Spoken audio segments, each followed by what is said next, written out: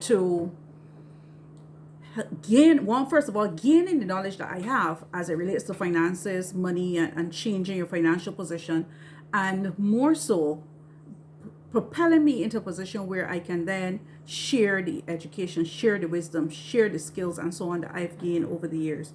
So this evening, I want to welcome all of you who came in to Level Up Financially, Level Up 2022. This is a serious program. This is not for jokers. This is not for people who are not sure. This is not for people who, let's say, have a bad relationship with money and want to continue to have a bad relationship. This is certainly not for you. So if that is where you're at, if you, this is not, I would even go so far to say this is not for the person who interprets, sees money as anything other than a tool. Money is not the devil.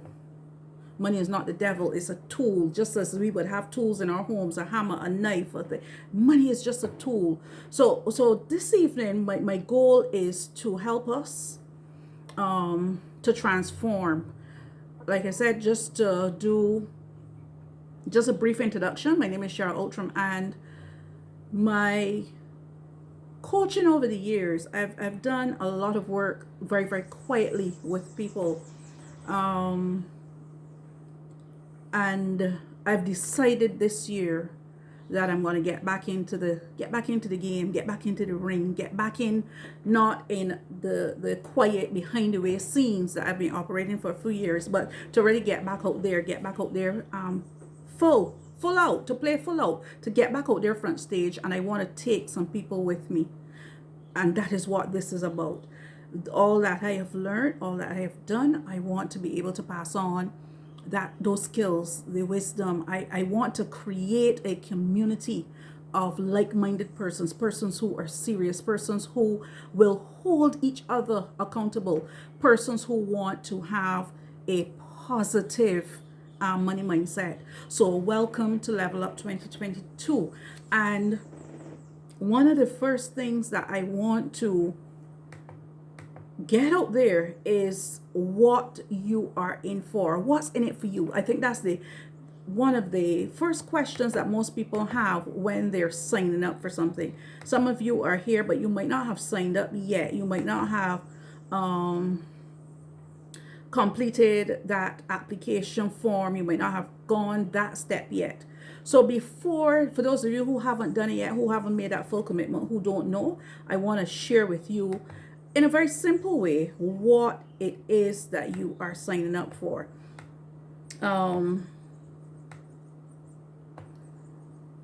First of all, let me explain what the Let's Make Money Financial Academy is about. Let me just get to slideshow mode so that it will show up differently.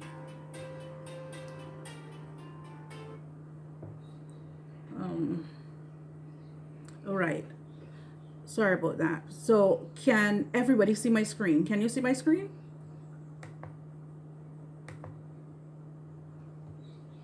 Yes, but no writing or Okay, let no me stop it again and share it again. Okay, so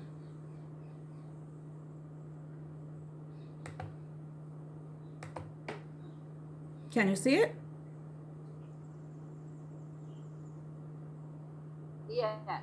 Yeah, everybody can see it. Okay. Yeah. All right, so I just want to go through. All of you should have received this flyer, and the Let's Make Money Financial Academy. What is it? This is a school whose goal specifically is to educate us about money. Why do we need this education? Many of us have handled money, we work for money and so on. But the truth is, if I were to ask the question, how many of us were ever really educated about money? Oftentimes when I've done this seminar, with hundreds of people, people say no, they've never really been educated about money. Even though they would have gone to school and so on, they would not have been educated about money. Now, if you look at this flyer, you will see here at the bottom, very simply, you will see the main objectives of this program. So firstly, to learn a money mindset. Secondly, know your numbers. Thirdly, triple your income. Fourthly, get rid of debt. Number 5, eat your financial life frogs. And number 6, get ahead of your money game.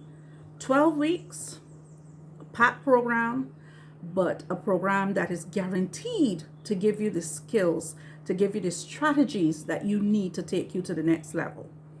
So that's it. You can look at that, because this is basically just a mini outline of where we're going to be going, what we're going to be doing, and this will be broken down into the strategies, the steps, and so on that you need. Okay, so this evening we want to look first of all at the mindset, your financial mindset. Now, before I go too far in the program, I think I'm seeing most persons here. Somebody's reaching out to me and saying they're having issues logging in. Let me see if I can solve that problem. Let's look at our financial mindset. When you hear the term financial mindset, what do you think about? What comes to mind? I want you to just one at a time. You can put up your hands if you want to go in a particular order. And I want you to introduce yourself and just say what, don't think about it too deeply. Just say what comes to mind when you hear the term financial, a money mindset or financial mindset. What comes to mind? Anybody can go first.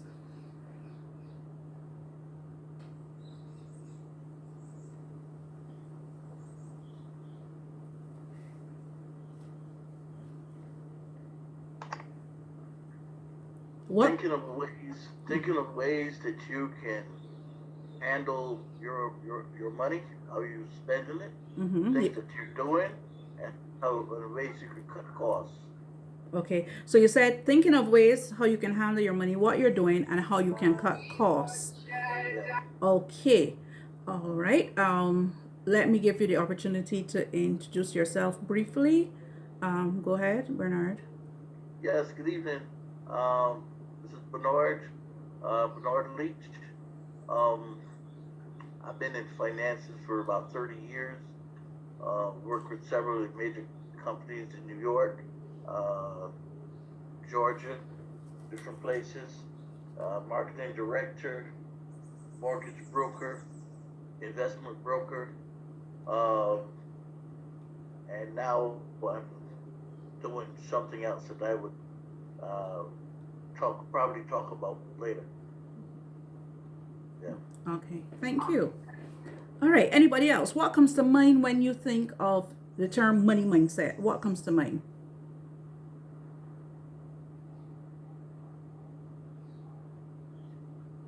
Thinking about ways of properly handling your money and managing your money, and investing it so that it could bring back returns, and having just to be financially stable. Right. Financial stability. So I want you, as you speak about it, as you think about it, just jot down for yourselves what comes to your mind when you think about financial mindset, so that when you go away from this first session, you can then do a comparison between what you thought about, what came to you as as you thought about the concept, and what you would have learned this evening. So is there anybody else who wants to share? What comes to mind when you think of a financial mindset or a money mindset? What comes to mind?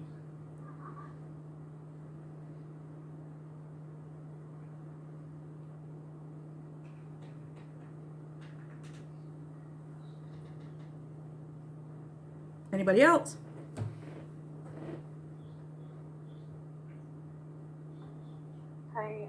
Good evening, my name is Talia. Hi, good evening to you. Well, when I think about money mindset, for me personally, is like the way in which you handle money or the know-how in terms of handling money Mm-hmm. and how to accurately manage it in such a way that you could keep it flowing. Okay, great.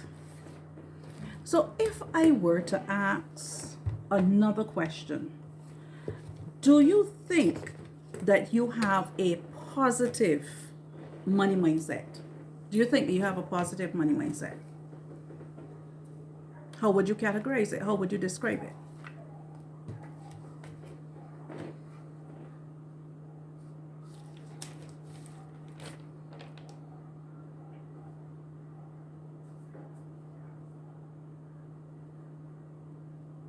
Do you think that you have a positive money mindset? Have you ever given any thought to your money mindset? Hi, good evening, everybody. Good evening. Yes, I think I have a positive money mindset. However, not that disciplined. That's my personal pick. Okay, you have a positive mindset, but you're not disciplined. Okay, Yes. great. Great. Okay, anybody else? I would say I try to, Mm-hmm. but it's a win-lose situation sometimes. So sometimes I do, and sometimes I struggle with it. Mm-hmm. Sometimes you do, and sometimes you struggle. Okay, anybody else?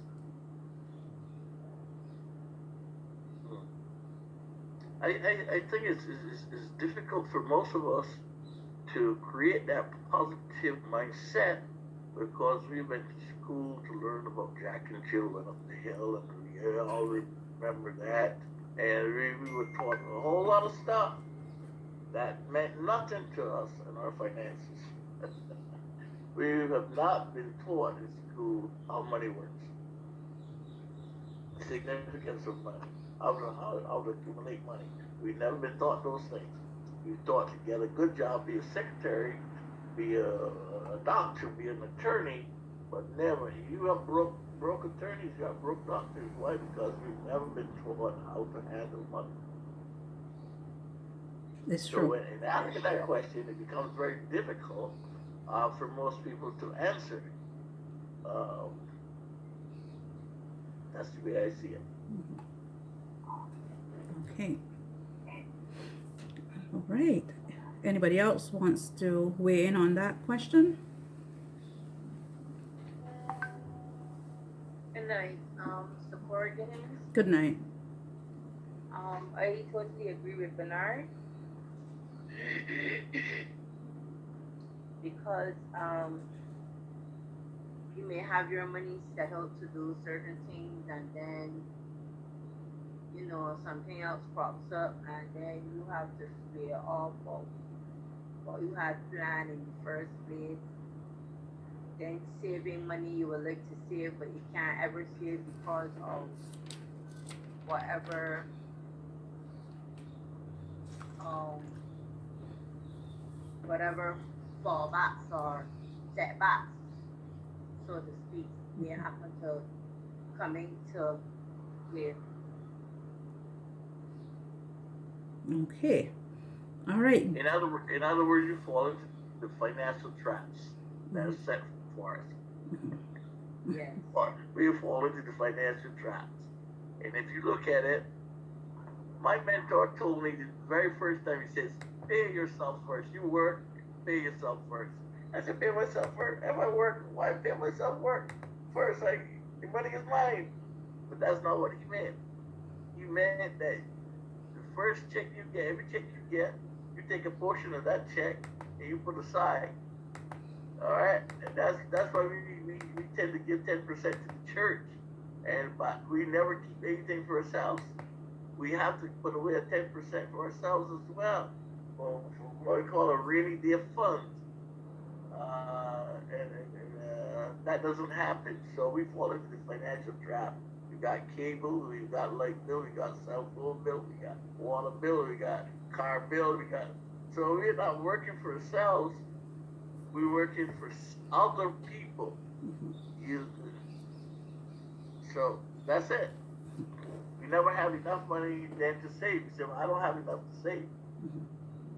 Well, we want to get ahead of that game, and that's why it's important to understand what, first of all, is a money mindset, and then understand how to cultivate a positive money mindset. I think that's so important. And as I listened to the feedback just now, what I'm hearing again is the fact that we were not taught, we were not trained.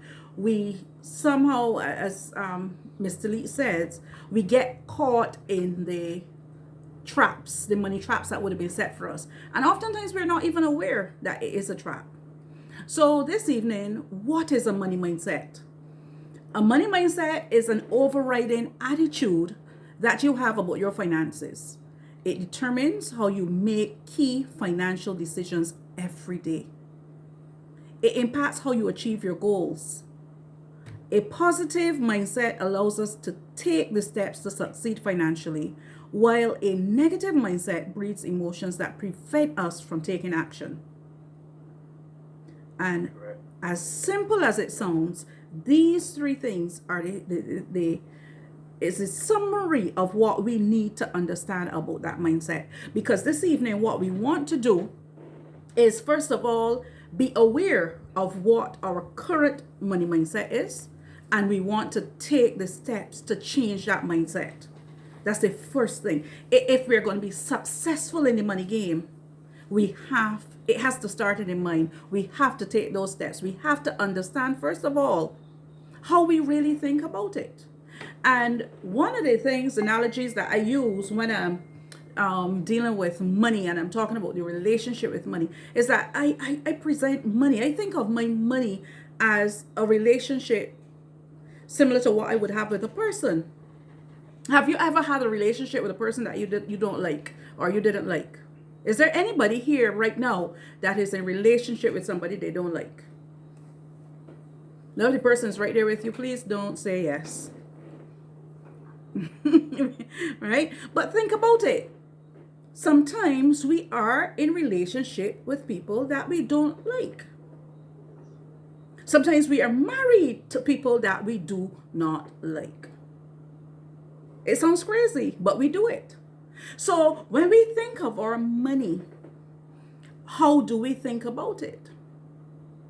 How do we handle our money? Do we flirt with it? Is it a stable marriage? Is it a happy marriage? Is it an abusive situation? If your money was to talk back to you, what would it say to you?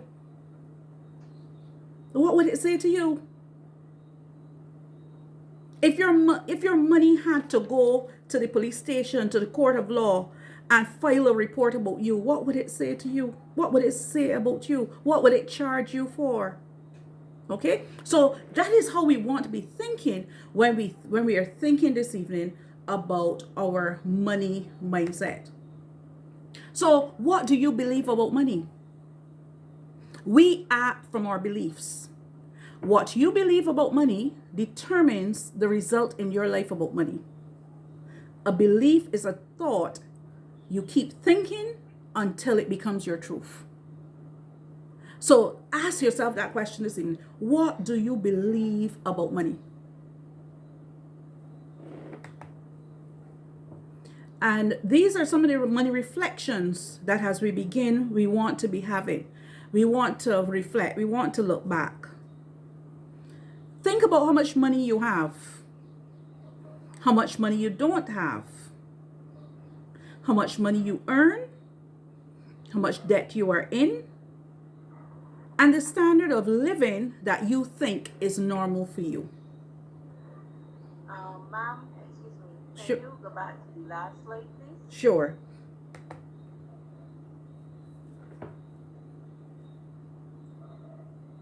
I'll make this available to you as well.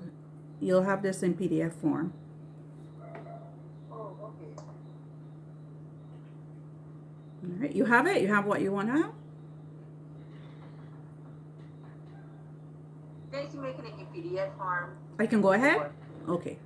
Yes, so these are the reflections that I want you to do. Now, we're going to be using different methods, different tools and stuff as we navigate this course.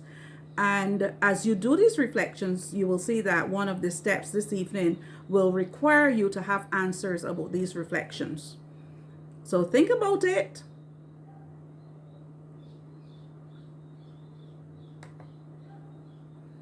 Now, the creative money process. You can create any amount of wealth you want for yourself. You can create any amount of wealth you want for yourself. There are tactics to doing it, which is what you will learn during this program. The purpose of this program is to teach you the tactics, teach you the strategies, teach you the skills. And some of them you may already know, because many of us already know some of the strategies, some of the skills, and so on. We may know them, but we may not know how to apply them. We may see other people doing it, and some of us may even be doing it for other people. Some of us may be employed by an employer, and we are doing it every day for them. One of the things that in my own life that I can share about my own journey was that as an accountant, I had the responsibility of doing things every day that helped my employer to get rich. And one day it hit me, wait, hold on, stop. The things that you do for your employer, the processes that you use for your employer, the programs that you use for your employer, and some that I have to create, I'm not using for myself. I go into work every day, sit at a desk, and do certain things, and I work the principles that I know for my employer. But for my own life, for my own home, for the management of my business, I'm not using those same things. So that's why I say that some of us know, and some of us are even using them, but using them for other people. So this evening, we want to engage a creative money process so that we can transform our own lives. The mantra of this program is make money, change lives. Very, very simple. It is important that we understand the whys. Why are we here? Why are we doing this? It is all part of the process of creating a positive money mindset, because many of us would have been, I would say, sabotaged by the whole idea that if you want money, if you want more money, or if you focus on getting more money, or you're caught up with having money, then you are a wicked person, you're an evil person, or you're supposed to want the money, but don't do too much to get it, because that is considered the love of money. So the love of money is the root of all evil. So if you want it too much, it means you love it. So therefore, it's evil. So in the creative money process, creating that positive mindset, one of the things we want to acknowledge and tell ourselves is that money is a tool. Money is a tool. And the mantra, make money, change lives. Simple. Make money, change lives. Now, the life that you can be changing, or the life that you should be changing, first of all, is yours. That's the first thing. Because many of us too have been guilty of making money and changing other people's lives, while our own lives we're operating our own lives from a dysfunctional place, from a place of lack, from a place of struggle. So one of the things we want to commit to this evening is that we want to make money, we want to change lives, and lives plural. Our own lives, our children's lives, the lives of our friends, the lives of our community. Because by first learning the skills and working those skills, we are going to ourselves first be transformed. We are going to be changing. We are going to be changing and transforming our own lives. And then we are going to share from that place to the other persons around us. So it requires us to be creative. All right. Now, I went through this earlier. Just 6 simple things that we're going to be doing over the 12 weeks. 1, learning the money mindset. 2, knowing your numbers. 3, tripling your income. 4, getting rid of debt.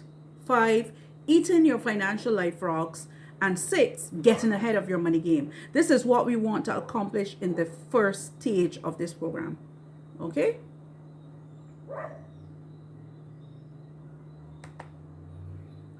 Now, I want to talk about money levels. I have a chart here on the screen. Can everybody see it clearly? Yeah. Good. So we have here the units. And everybody knows if we go back to primary school, you know, you hear about units or you hear about ones, 100, tens, and ones. So that unit is your one. And I want to teach a very simple principle by using this chart this evening. And as you look at this, it is very, very simple. I know there are many of us here this evening who are Christians and who we already have some mindsets. We already know some verses as it relates to money. And I'm going to leave a few with you this evening. But one of them that we quote a lot is 1 can chase 1,000 and 2 can put 10,000 to flight. All right? Now, I want you to study this chart, not just look at it. I want you to study it. Study it. And I want you to start at the top. And I want you to come right down to the bottom. And I want you to call the unit, call what you see on the left. And I want you to be able to say those numbers that you see on the right. And I want you to count the zeros.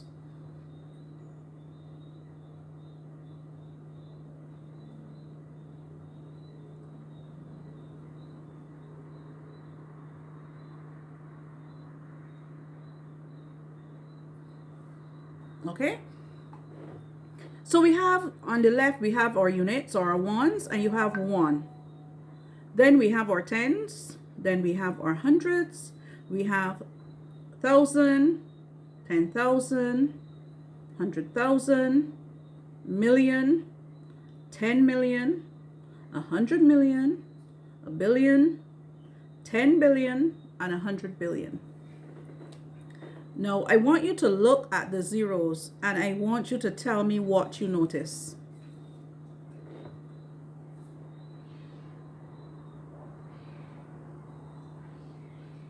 Anybody?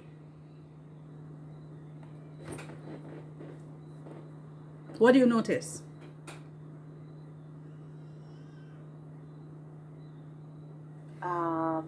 The progression of the digits going as it goes down. So it's going on an angle from small to large. On an angle coming down.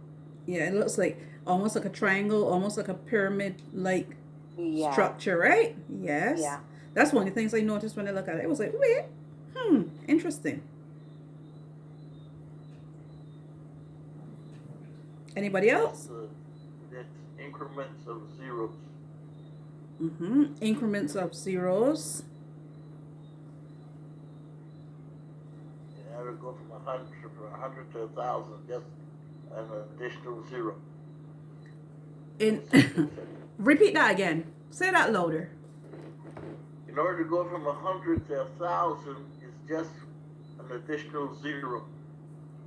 Just an additional zero. Okay. Anybody else? I want to see if anybody's going to see this.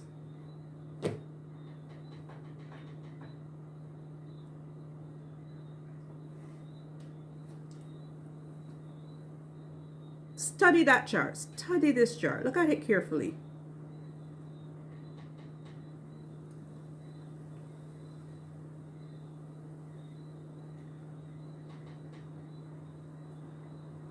Anybody saying anything else?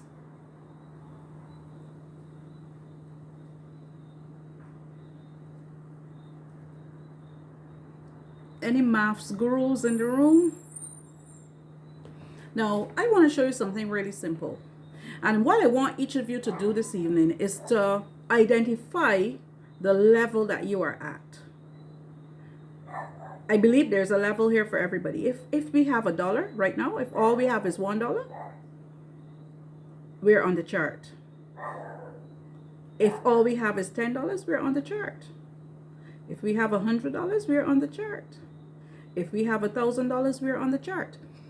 But what I want you to notice for me, because these are spiritual principles sometimes that we quote, but we do not, I don't know if we understand that the mathematics that we teach, the mathematics that we learn at school and so on, I don't know if we recognize how much of it is built into the Bible or how much of it actually originated there. So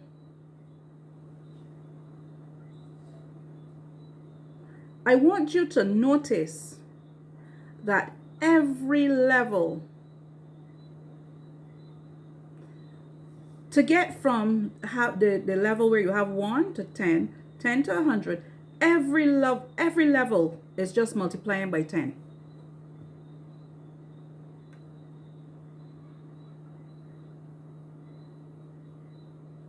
Every level is just multiplying by 10.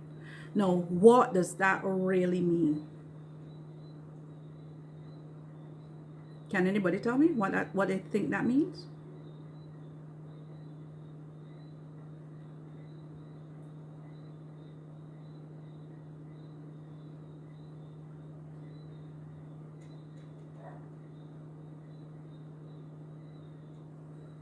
Now, if every level is multiplying by 10, if you know how to earn $1 and you want to earn $10, it simply means that you duplicate whatever you've done to make that $1 10 times. That's all. So when we quote it's Deuteronomy 32:30 that says 1 man will chase 1,000 and 2 will put 10,000 to flight. That's what we're actually saying. That's what we're saying.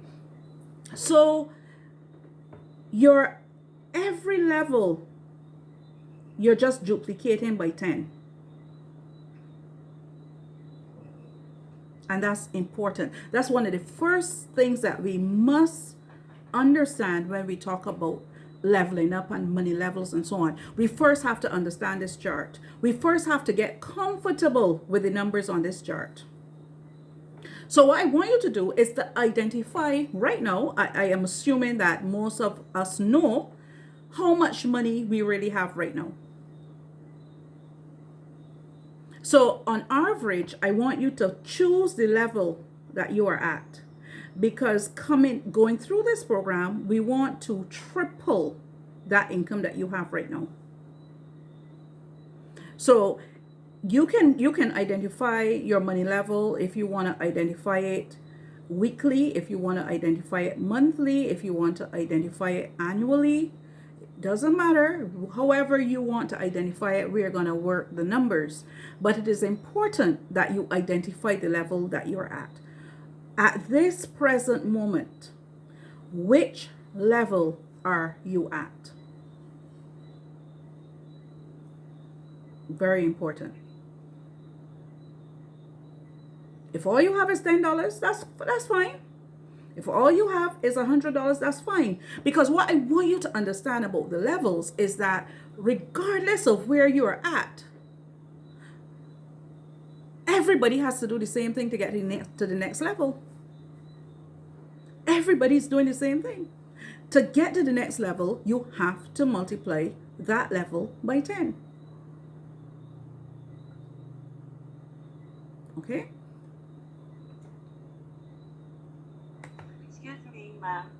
Go ahead. We need to study the chart and find out which level we at.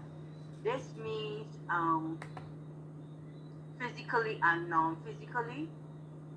Okay, I just want you to think of how much money you have right now. Do you, if you want to round it off, do you have like $1,000?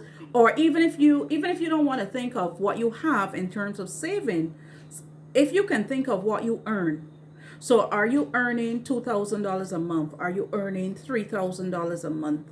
That's how I want you to think of it. Are you, so that when you round it off, if you're earning $3,000 a month, it means that you're basically doing $36,000 annually. You understand what I'm saying? If you're earning $100 a week, there are 52 weeks in a year, so it means that you're earning $5,200, right? So however you are earning, whatever level you are at, that's what I want you to do. Now, what also I want you to do, because there's some persons who what you are earning right now might be more, or it might be less than what you were earning before. So I want you to identify where you're at right now, okay? And give an average figure for that. And also, I want you to, if what you're earning now is less than what you would have been earning before, I want you to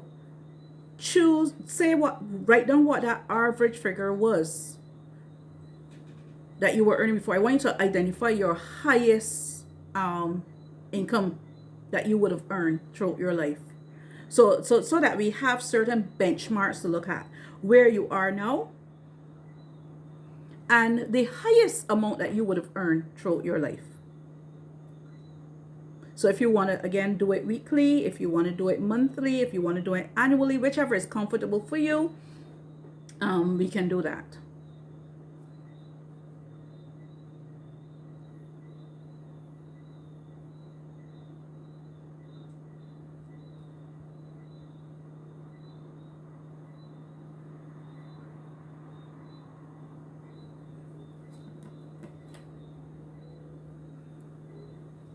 All right, I'm just going to give you a few minutes to do that because this is important. This we want to get practical, we want to get serious, we really want to know our numbers. This is not a guessing game.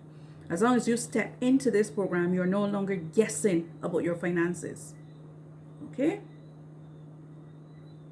So if you need to use the calculator on your phone to kind of figure it out, you can do so.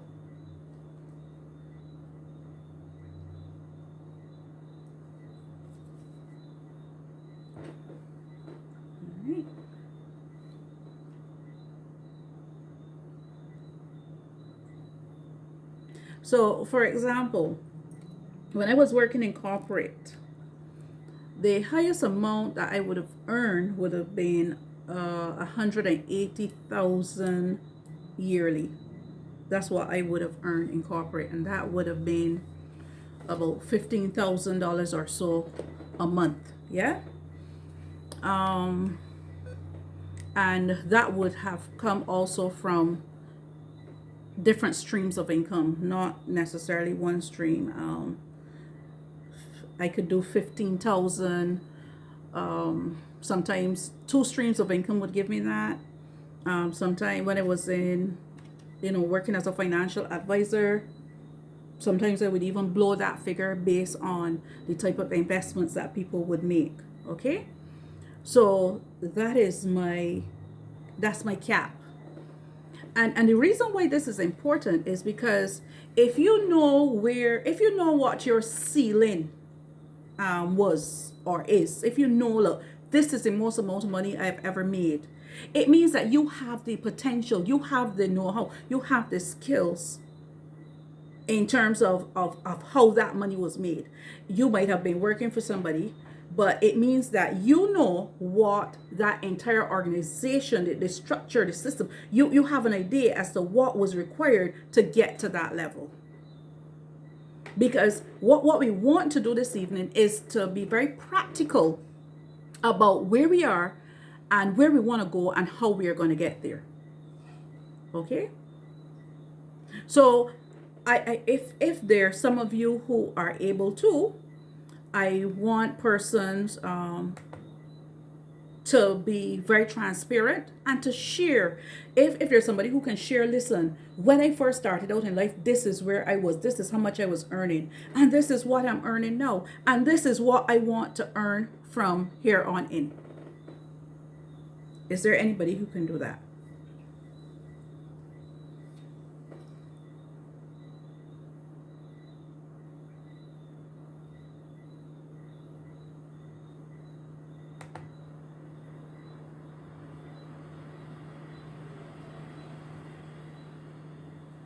Anybody?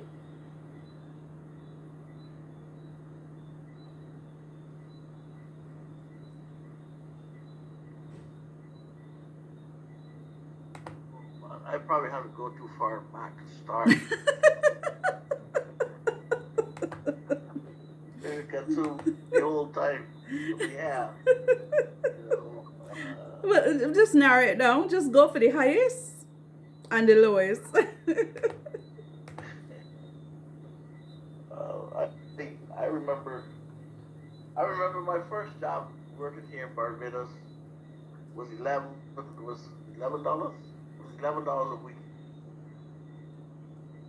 and then I went to the Caribbean Confection Company and I made $16 a week. Mm-hmm.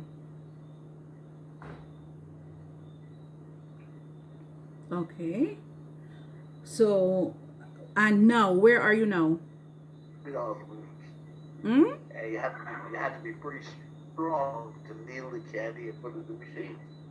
And so I was strong for my age, so I got the job over there instead. Well, all the guys that were married and stuff, they said that I shouldn't make the money because I was too young. And I left here and I went to the U.S.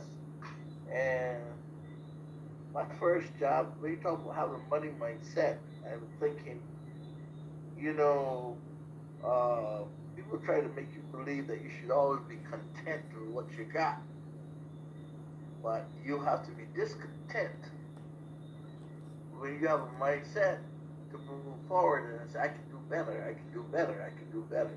And that's what I always did. Um, in making money, I remember looking for money. It wasn't all for myself. It was I had I have six sisters. Had six sisters. They all had kids. I had a bunch of nieces and nephews, and I would set goals for things that I wanted to do for them, which would motivate me to do more and to do these things. And that's what I did. So I've gone from that that $11 a week to maybe uh Lord, I don't want to lie to you.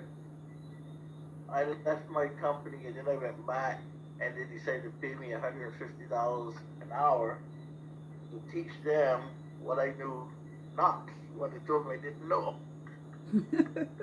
Because I was the only black person. You know, and I told the boss I was quitting. He says, you can go because you don't know what you're doing anyway. And he hired four white guys to do my job. But then he had to rehire me and pay me $150 an hour to teach the four white guys what they should have known. So I taught them only what I wanted to, but the money was good. And so I've gone from $11 a week to making like I've never made $1 million, but I've gone close to that. So your mindset is what drives you to that. Um, your mindset calls you to purchase your first home at 28. Um, you know, because my dad, he was a hard working man. And so when we went to America, we saw my brother-in-law and we saw how pops were working and how he was achieving. We said, well, if that's an old man, he can do those things.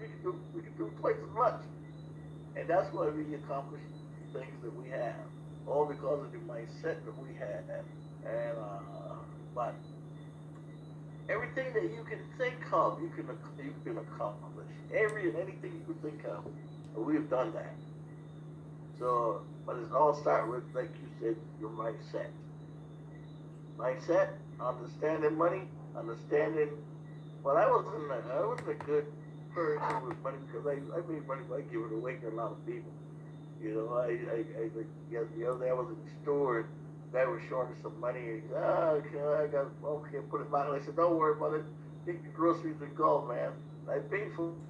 Oh, thank you, because I think that is the blessing of the Lord that blessed me that much that I can do things for him. So whenever you hear people say money don't go after money, money root of evil, money this, money that, you can't do nothing without money. You can't even die without money. So while you're here, do the best you can and help as many people as you can. You know, and that's it. But Amen. You know, I like what you said about the in terms of your earning and how you were able to show the different levels. And each of us need to do that this evening. Identify where you're at, whether it's a good place financially as far as you're concerned, whether it's not such a good place, it doesn't matter. Just identify that place that you're at, and also identify where you want to go to. People call me the financial GPS, right? Because I'm able to help you in a very short space of time to get your location, to get your GPS, to know exactly where you're positioned. It is important. And this evening, I want, as we go through this program, each of us to identify those amounts, identify where you're at, what money level are you at right now, and identify where you want to go. Okay. If you want me to put back up the chart, I can do so, because oftentimes we have good dreams about money. We dream about money. And I hear people say, oh, I want to be a millionaire. I've heard people say they want to be a millionaire already and they don't even know. Like I hear my students, sometimes I deal with my students, and mom, I want to be a millionaire and anything. And when I show them $1 million, they can't even call it, because they don't know how many zeros a million actually has. And I say to them, no, come. If you want to be a millionaire, you first of all, you have to have an idea as to what it looks like, because you can be, you don't want to have an opportunity to become a millionaire or see $1 million and not know that it's $1 million, because you have not been educated for that level. So as simple as this chart looks, I want you to choose the level that you're at and choose the level that you want to go to, so that you know how many zeros are involved in that level. Now, also, as we look at the different levels, like I said, every level, the difference between one level and the other is just 10.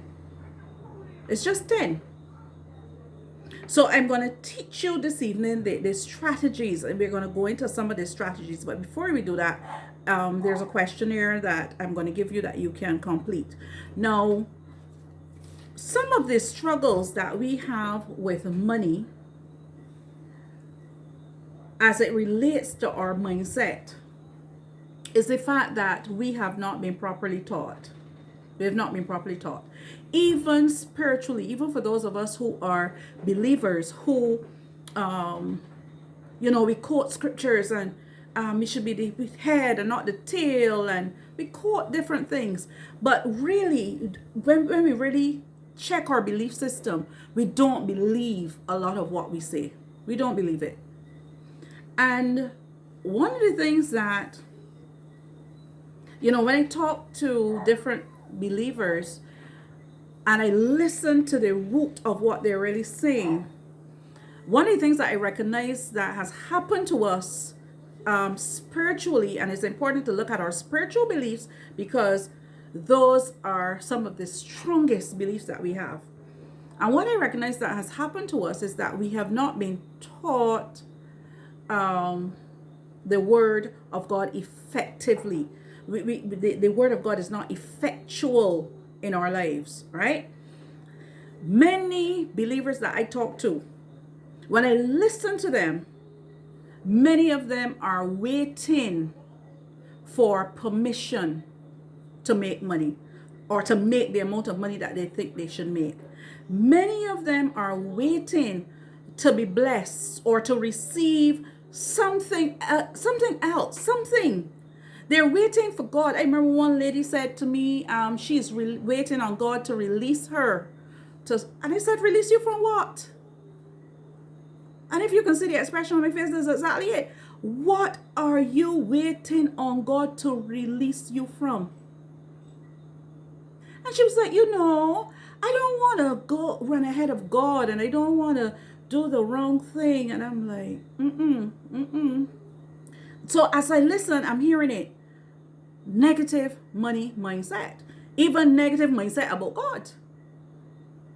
And these are some of the things that we seriously have to address.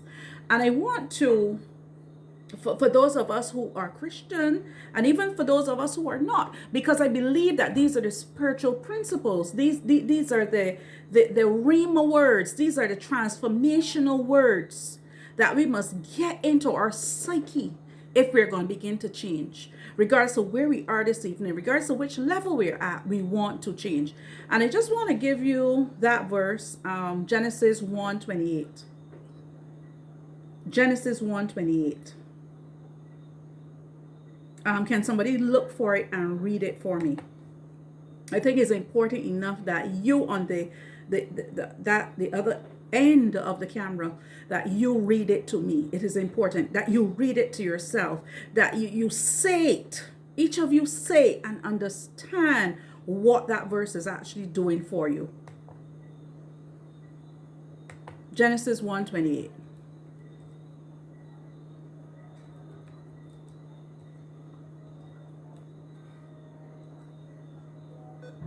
We're going right back to the beginning. We know Genesis means beginning, right?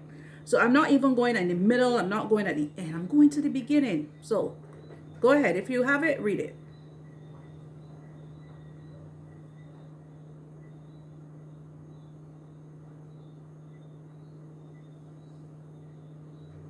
Yeah, let me see if we can get it again. Reading from the King James Version. And God blessed them, and God said unto them, Be fruitful and multiply, and replenish the earth, and subdue it, and have dominion over the fish of the sea, and over the fowl of the air, and over every living thing that moveth upon the earth. Okay, good. Now, that is the transformational verse that I want to share with us this evening, because I need it also for myself. And I want you to pick that apart. Pick it apart.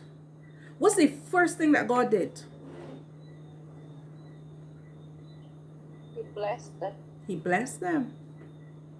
He blessed them. So this is why I said to the person who said to me, they're waiting on God. God already blessed us. Amen. He already blessed us. So if you're waiting for a financial blessing, if you are waiting to be blessed, anything surrounding that, and you're waiting for it, understand you already have it. What's the next thing in this verse that happened?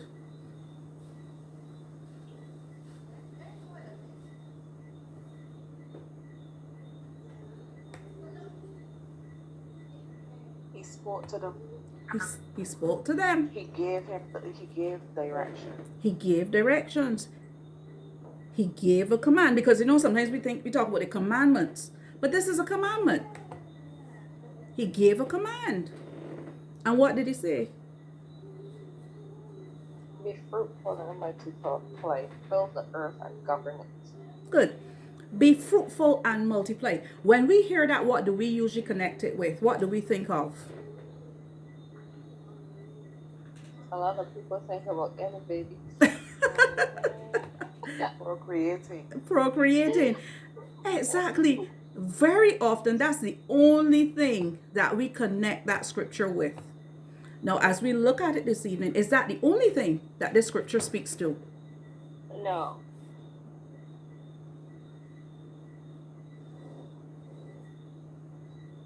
A very, very powerful thought. No, it's clear. Be fruitful and multiply. The New International Version says, be fruitful and increase in number. Fill the earth and subdue it. And this is important if we are going to transform our mindset as it relates to money. What else are we commanded to do? What else are we told to do? Reign over the fish in the sea, the birds in the sky. We got to that part, right? Yeah. Mm-hmm. And all the animals that hurry along the ground. The NIV version. The New Living Translation. Okay. And this is important for us to understand that we were already given the command. So if you weren't sure before, if you want one verse that you can use to transform your money mindset, you can use this verse. Be fruitful and multiply. And why this verse is important is when we go back to the chart that I showed you, the numbers chart, you would recognize that it's a multiplication chart. You multiply 1 by 10, you get 10. You multiply 10 by 10, you get 100. You multiply 100 by 10, you get 1,000. It is talking in multiples. So when you did at primary school and you had to do multiples, understand the genesis of that. It came from the beginning. It came from the command that we were given by God. Multiply. Increase it. And I mean, I can give you this doctrine throughout the Bible. We could run all around. Think of all of us outside on the pasture running around playing tag.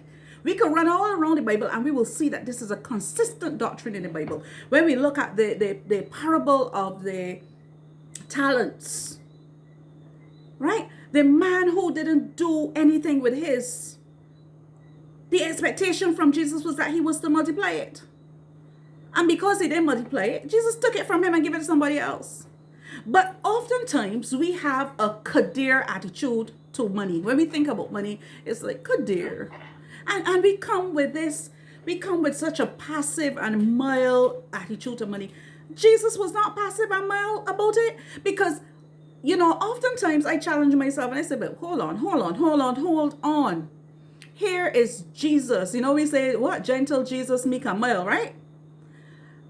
Jesus did not deal with a man who had the least and say, kadir, you ain't got none.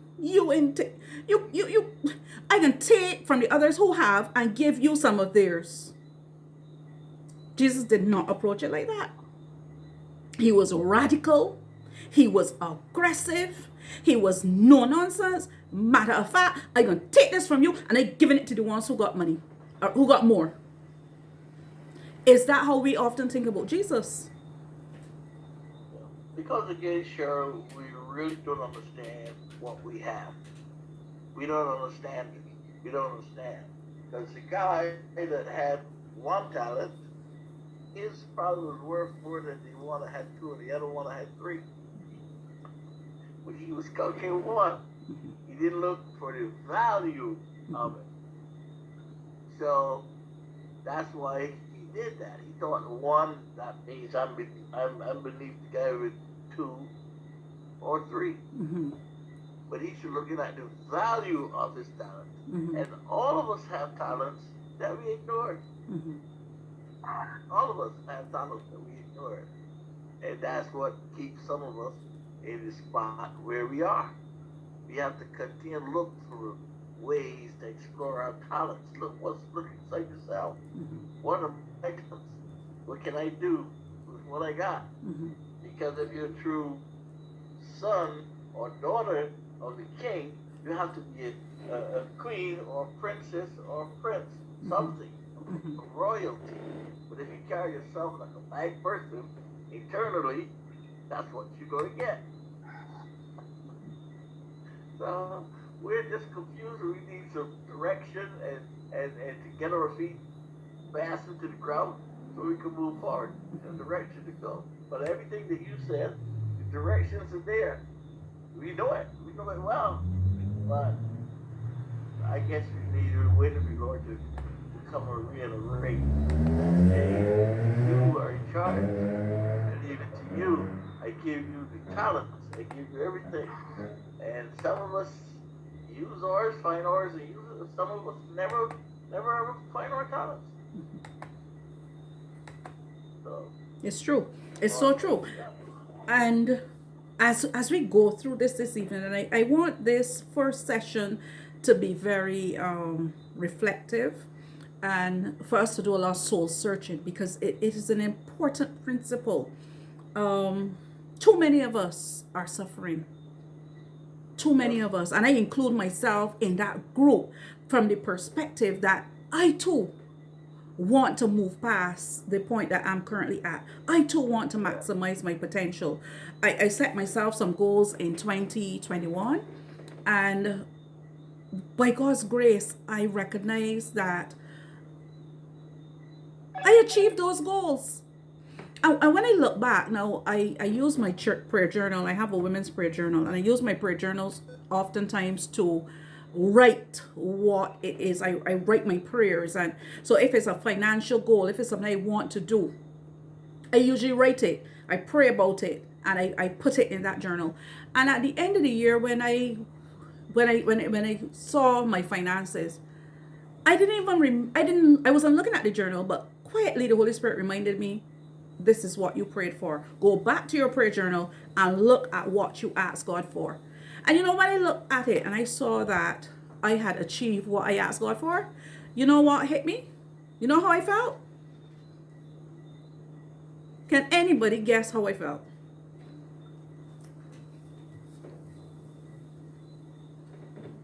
I felt sad. Because I didn't ask for enough. Because I didn't have the faith to really ask God for what I really wanted and what I really needed. The figure that I put out, the figure that I asked for, the figure that I wrote down, in my mind was a high figure, or you understand what I'm saying? At that time, that figure was unattainable. So when I look back and I realized, like I said, the Holy Spirit brought me, this is what you prayed for. Go back and look at your prayers. When I look back and I realized, wait, at the time that I wrote this, that figure in my mind was unattainable. That was a big figure. That's why I tell people all the time, the book said, knock, the door will be open, seek, you'll find, ask, and be given. We give you all those things. But when we ask for things, we look in the wrong places. So I did, we say, well, we can't get ahead. But you gotta, there's nothing, if you believe that, there's nothing that he can't do. Well, if you're gonna ask, you're not greedy to ask for something that's big. Mm-hmm. That's why you're there. Ask for it and go for it. He said, you want it? Go for it. If you're willing to do what it takes, you get it. But we don't. You understand? We don't. We ask to make 20,000 a year, 30 years. You have other people making $2 million a year. What is that? They're a special breed? Nope. No. And they're a special breed? No, it's what they're willing to do to obtain their goals. And we have to change that thing that we have us believing like we're not supposed to be in a nice home. We're not supposed to have a nice car. We're not supposed to have a nice family. We're not supposed to have anything. We're always at the bottom. But I love my Lord. I think that sometimes he gets disappointed with us. Gets disappointed? Disappointed with us. He said, Man. I told you. Man. I told you. It's written. Ask. And I would give it to you. Knock. And I would open the door and say, come on in. Let's sit down and have a glass of wine and talk about it. Seek. Because after you do that, you got to look for what you want. Seek. And you'll find. And I mentioned that in every seminar that I've done with my people. And you still have people that still do not believe in Saint. I used to be the vice president of the Christian Men in Action in my church. And every Sunday we had this guy, Tommy, would come to the pastor and say, Pastor, pray for me. I need a job. He said, what happened to your job we got through last week? He said, well, those white people hold it hard. They're rough, treat you bad, they're racist, da da da da da da. So he asked if anyone knows of a job, because they'll tell me over here, we get a job to tell me again. After the fourth or fifth time doing, I said, wait a minute, Pastor, wait 1 minute. Sometimes who said that it's not the Lord that put him in these situations, that he got to plant his feet and fight to change the environment where he's at. Nothing good comes easy. Freedom is not free. He has to fight for what he wants. And that's why he keeps coming back all the time. We make it too easy for him. But after we didn't give him money that Sunday, I pat him on the shoulder and pray for him and all that good stuff, that joker never came back. He wasn't for real. He was just going through. He finds someone that would feel sorry for him and give him money every Sunday. He came there to pick up money, not to solve his problems. Oh, wow. You understand? Wow. So and I Bernard, I want to share I just want to share. I feel like to share what last year looked like for me. What last year looked like for you? Yeah, what last year looked like for me. Now, my main source of income, my job, my salary, whatever. The department that I worked for, well, no, I shouldn't even say last year. I would say 2020 and 2021, because I went into last year being owed money that I would have worked for from February 2020. So I went into 2021 not being paid money that I worked for from February 2020.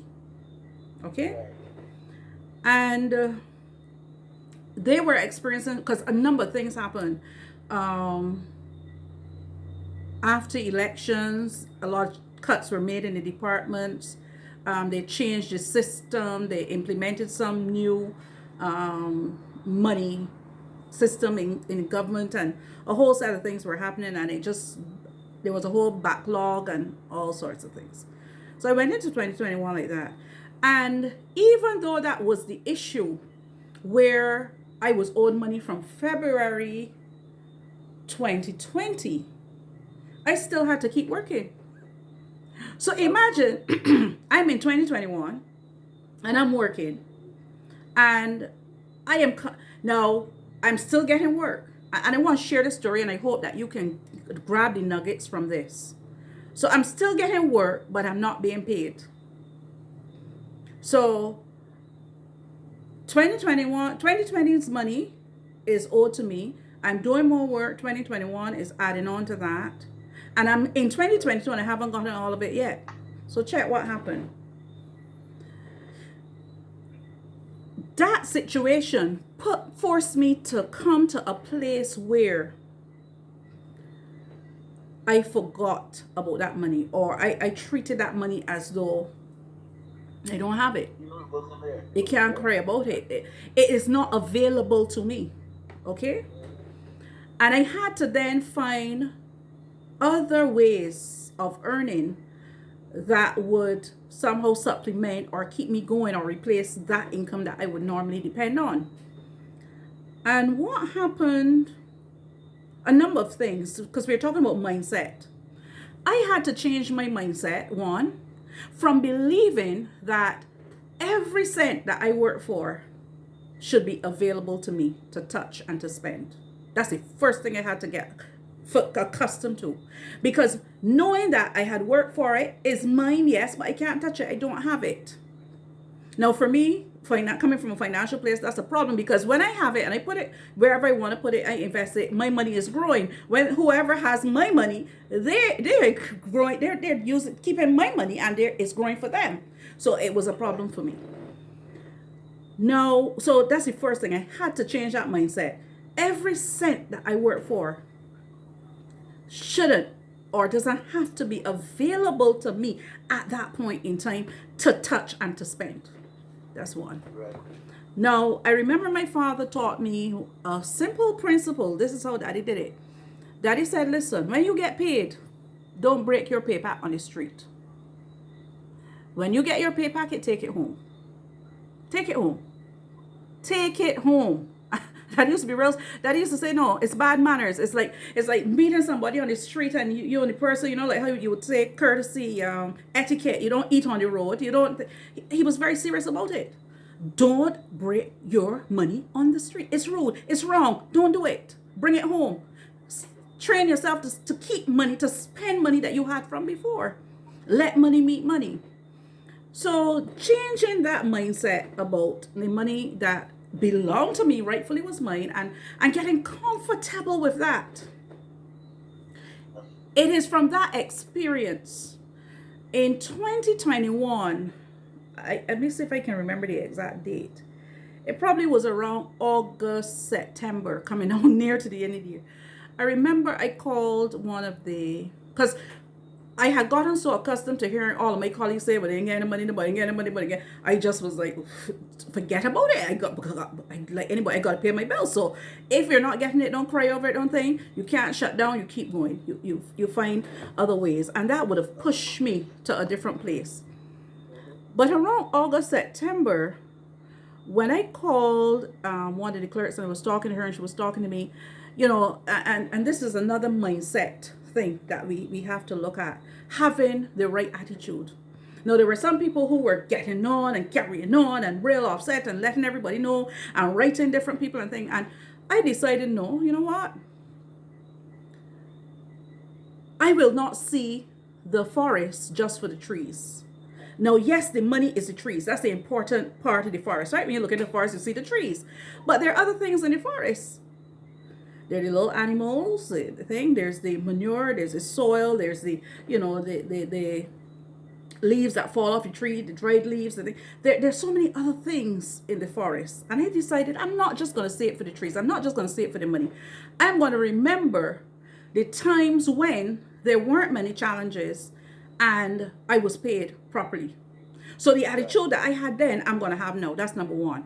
Number two, I am going to honor and respect those persons who gave me the opportunity and not embarrass them. Not do anything that would put them, because they have to be under pressure when they got me to pay. Right. So I decided I am not going to embarrass them, because they are the persons who allowed me the opportunity. And I live by that principle, don't bite the hand that feeds you. And I decided no matter how tough this is, I'm not going to bite the hand that gave me the opportunity. So therefore, I have to find a way to solve this on my own. So because I had gotten accustomed to everybody saying, well, they ain't getting the money and this, I just was like, okay, that's it. Forget about it. If I am going to die because I can't get that money, then I'm not worth my salt. It's as simple as that. I could well go and dig my own grave and take. If I cannot continue to live and to survive and find other ways of creating wealth or creating money, then I'm not worth the paper that my name is written on. When I called the clerk, and actually she reached out to me, and I was talking to her and we were chatting about the whole situation, and somebody had been very unkind to her when she was giving an update about what was happening in the department. And the person told, oh, this is not an update. We don't know when we're getting the money, and they were carrying her. So I was trying to talk to her and I was saying, I've never seen you be rude to anybody. You've always been a lady. You've always been kind. I've never heard you raise your voice, and I don't want this situation to change you. And, thank you for all that you would have done. And that's how I was talking to her. So while I was talking to her now, I said to her, but, the situation, how they've changed things, we cannot even reconcile to see how much money is owed to us and stuff like that because of the new system that they're using and stuff.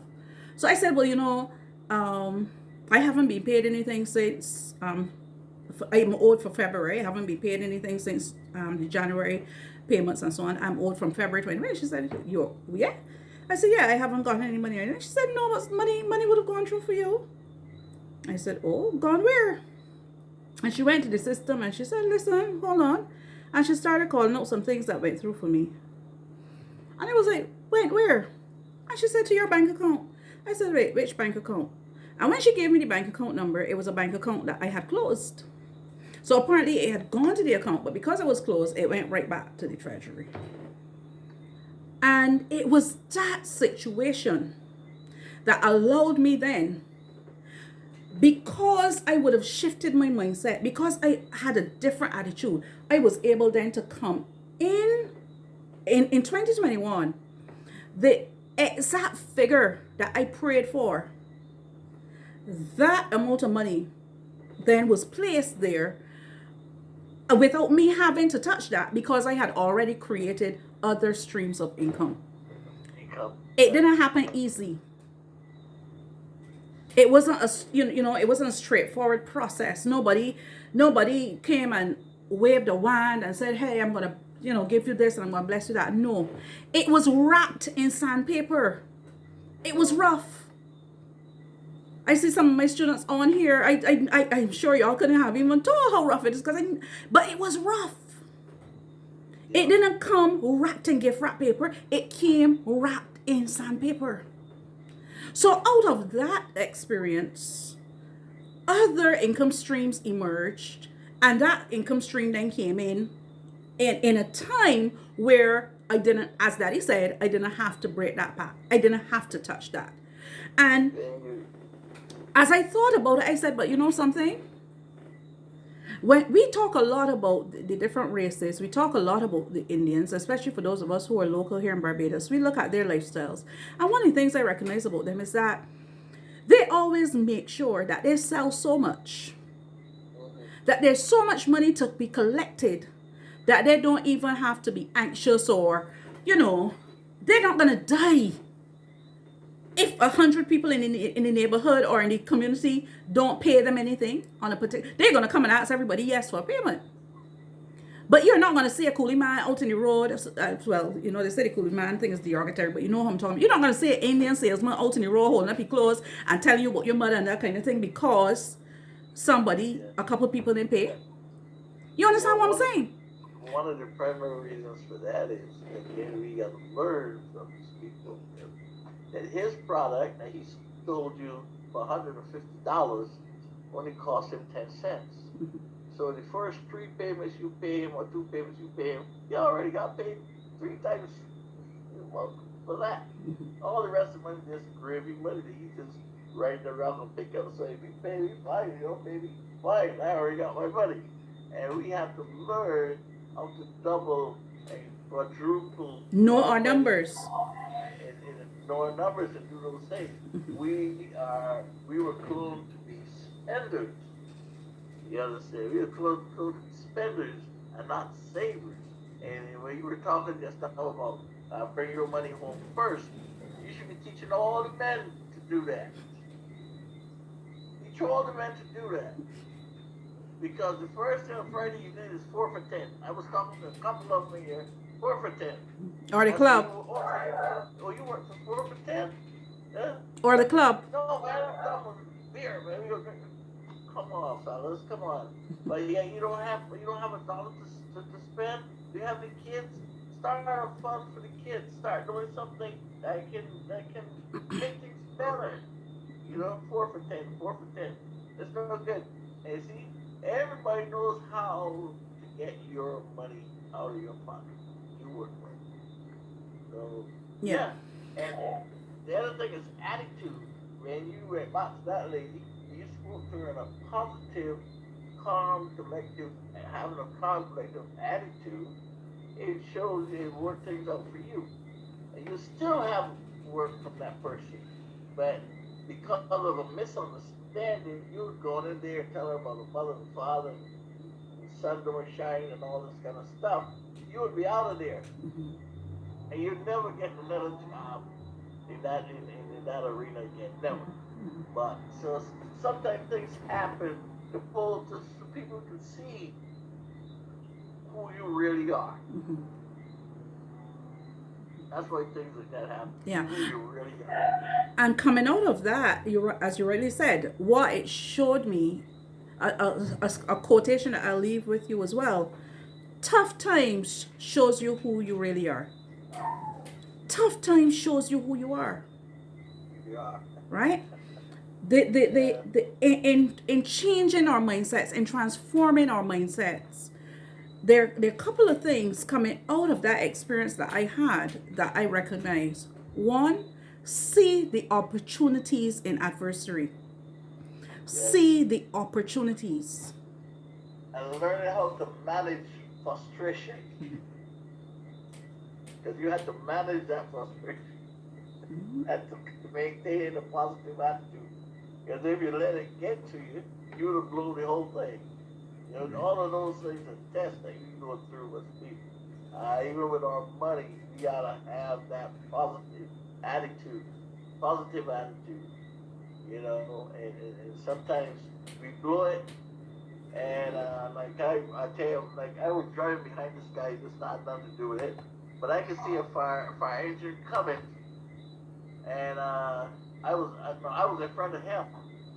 So the light changed and he wanted me to move. I'm going on hard and cussing me out. And I said, wait. And then the fire truck came and if he had pulled out the fire truck with an end of my life, it's like I just I thank you, sir. I see what you were trying to do. I thank you. You know, so even though things are not to your liking, wait and see what it's all about first before you blow up, you know. So yeah. That's nice. That's nice. So, what we want to do is to set a goal, set a target, set a figure that you want to achieve. You can set the figure in terms of what you want to achieve in the next 30 days. You can set it in terms of the next 90 days. You can set that figure in terms of what you want to achieve in the year. Now, what I want all of us to notice carefully is that we are already in February. I don't know if this hit anybody else the way it hit me. It is already February 6th. The year just started. We don't have 12 months to play with anymore. We are already in February. So now is as good a time to set the targets that you want to achieve. My role here in this program is to hold you accountable to the targets that you want to achieve financially. Oftentimes we don't achieve what we want to financially because we have nobody to hold us accountable. We don't have a community of people who are serious about finances. All right? So I want to I'm going to send to each of you. I'm going to put it here in the chat. If you can go to the chat, you will see the link. There is a questionnaire, a money questionnaire that I want you to complete. You can get the link from there, and I can also send it to your cell phones, to WhatsApp, so that you can access it easily.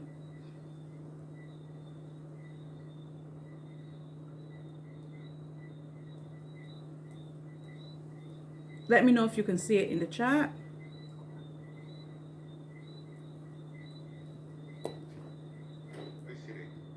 Okay.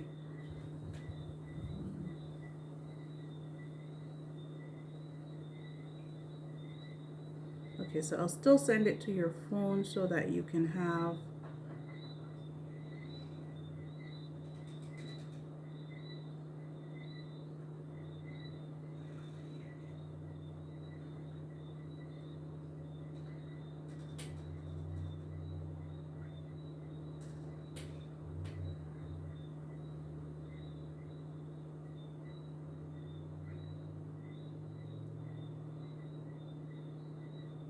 I see it. Okay, you have it? The same form that we would have signed up for No. This is the questionnaire. This is the questionnaire now. about money, and this is where you will begin to create your own financial plan. I don't know, Cheryl. Um, when everyone's starting from where they are, I would, if I may, I would ask them to look at the things that they're presently doing now with what they have and where they are, and look for ways that they can save a penny, a dime, a nickel, a dollar from what they're presently spending from where they are. Because if they can't do that here, where they are, with the money they have now, you can give them $1,000 a week, and they would not find a way to save a dime. 100. If you can't save a dime now, with an extra 1,000, you won't be able to save 100. Okay. All right. So if you have a look, I sent it to you as well, Bernard. If you have a look at the questionnaire, let me just make sure I sent it to everybody. Where is that? You can look on your phone. I sent it to your WhatsApp as well. Okay, good.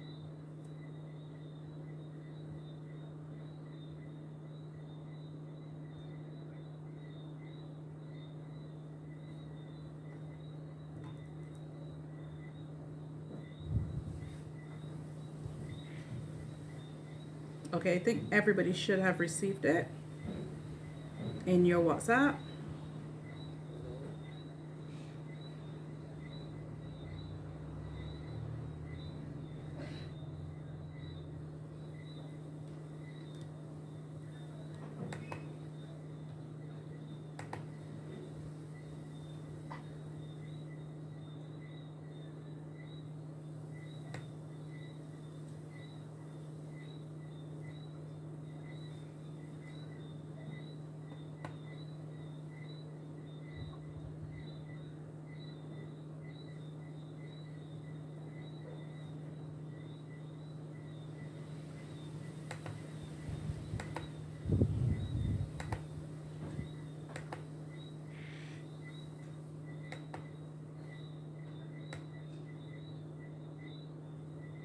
Okay, so you'll see the first question, what is your definition of money? Now, I'm going to send you a PDF as well for your own personal study about money. Because like I said, we have not been educated about money. The PDF that I'm going to send you has all the information about money. And one of the things I want to just talk about or mention in this first session is the fact that money as we know it, money as we are accustomed to it today, is changing. It has already changed. All right. And the personal study information that I'm going to give you about money will educate you about all the forms of money. And I want persons to study it so that at the coming on to the end of the course, when you do because there will be a exam and certificate and so on, when you do the exam about money, you yourself will become an expert in all the forms of money. Anybody who you have to then coach, anybody that you have to work with, you yourself will know the ins and out of money. So we're going to be going from the money as you know it to all the other forms, whether it be the barter systems, whether it be coins. You will hear terms like fiat money. A lot of where we are going now in the world, we would have been here, we would have been there already, but obviously we would not have, most of us would not have been around in that time. But I'm sure everybody's hearing about cryptocurrency, Bitcoin, and so on, and fiat money. You're hearing all those things.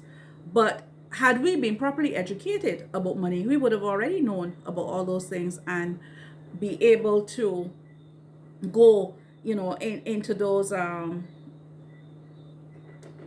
into those platforms, and operate in those dimensions in a way that is knowledgeable, as opposed to feeling as though, oh, we're now hearing about this is a new idea, this is a new concept. So I'm going to give you the self-study information about money, and I'm asking you to read it, study it, know your different forms of money, so that as you continue in this program, the information that you have will really be able to help you to level up and to increase and maximize your financial position. So the first question is, what is your definition of money? Can you define money? What is money to you? Anybody wants to take a shot at that? And there's no right or wrong answer. Whatever you think of it as, whatever you want to define it as, that's what it is to you. I often say that money is my servant. Money is your servant. I like that. I like that. Money is your servant. You want to elaborate a bit more? Explain. Yeah, because I know a lot of people let money master them, but I believe that money, the Bible say that money answers all things. Mm-hmm. And if we have that kind of mindset, okay, I need this money because it answer a situation in your life, or or give aid to a situation in your life, and not really have to master you, and control you. Like, um, I know that it's good to go after get it. Because it can help in so many different ways. You can, as the guy said, that he have a lot of nieces and nephews, me myself, and sometimes I will like, what am I going to do for them? I need to, I want them to go to college, and I want to see them have a better life than myself. So I would think about ways and how I can serve them by generating some income. So that, like, it's still letting it, okay, I don't want this to control me to the fact that I can't give it away. I work, I bless people with it. I don't want it to master me. I don't want it to be my master, but just to see as a servant.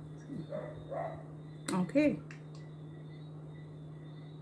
All right. Well, I would go a little bit further to tell you, um, while you're giving it away, make sure you have to keep some of your blessings for yourself, because blessing comes in intervals, different times, and I've found throughout my life I have given away so much to so Me many too. people, so that when I needed now, it was their time for their blessings. They forgot about me. You understand? And Yeah. I was left like, wow, I don't believe it. So yes, you want to help everyone, but make sure again, you always pay yourself first. Pay Yeah. Well, yourself first. Make sure that you have something for the side for yourself first. yeah.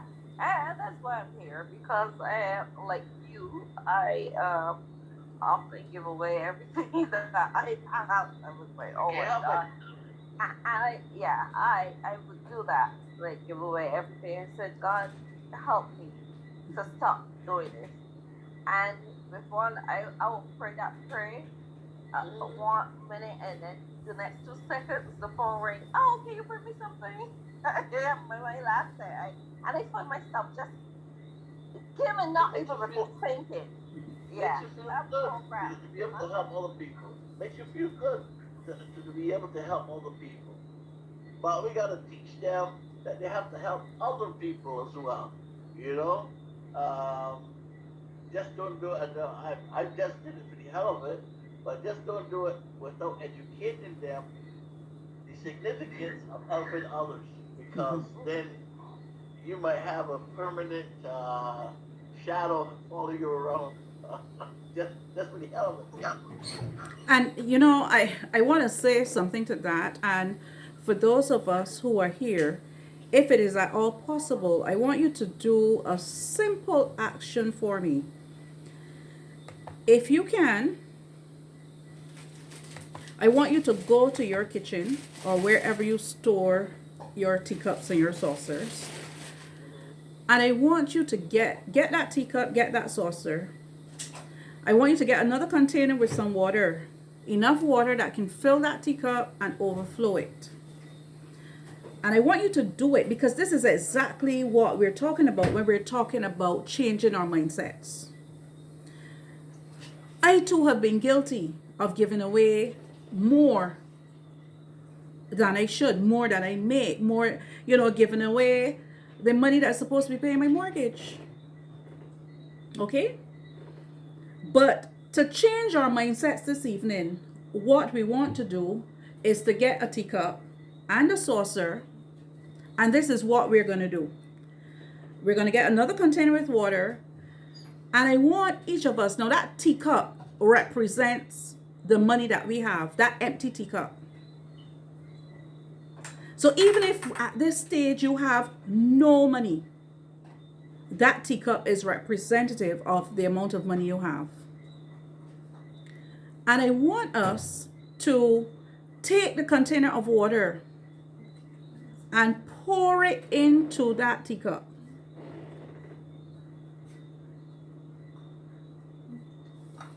Pour it into that teacup.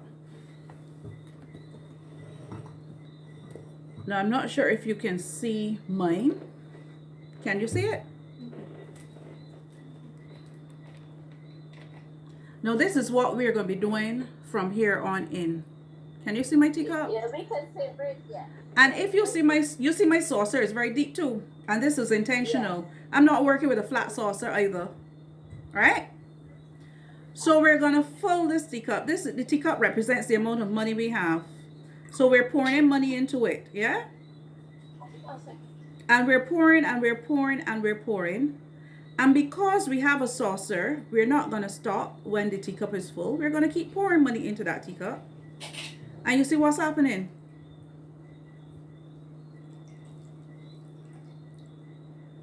Now, notice the water in the saucer. Now, you see that water in that saucer? That's what we're going to give away from. Yeah. That is what we're going to give away.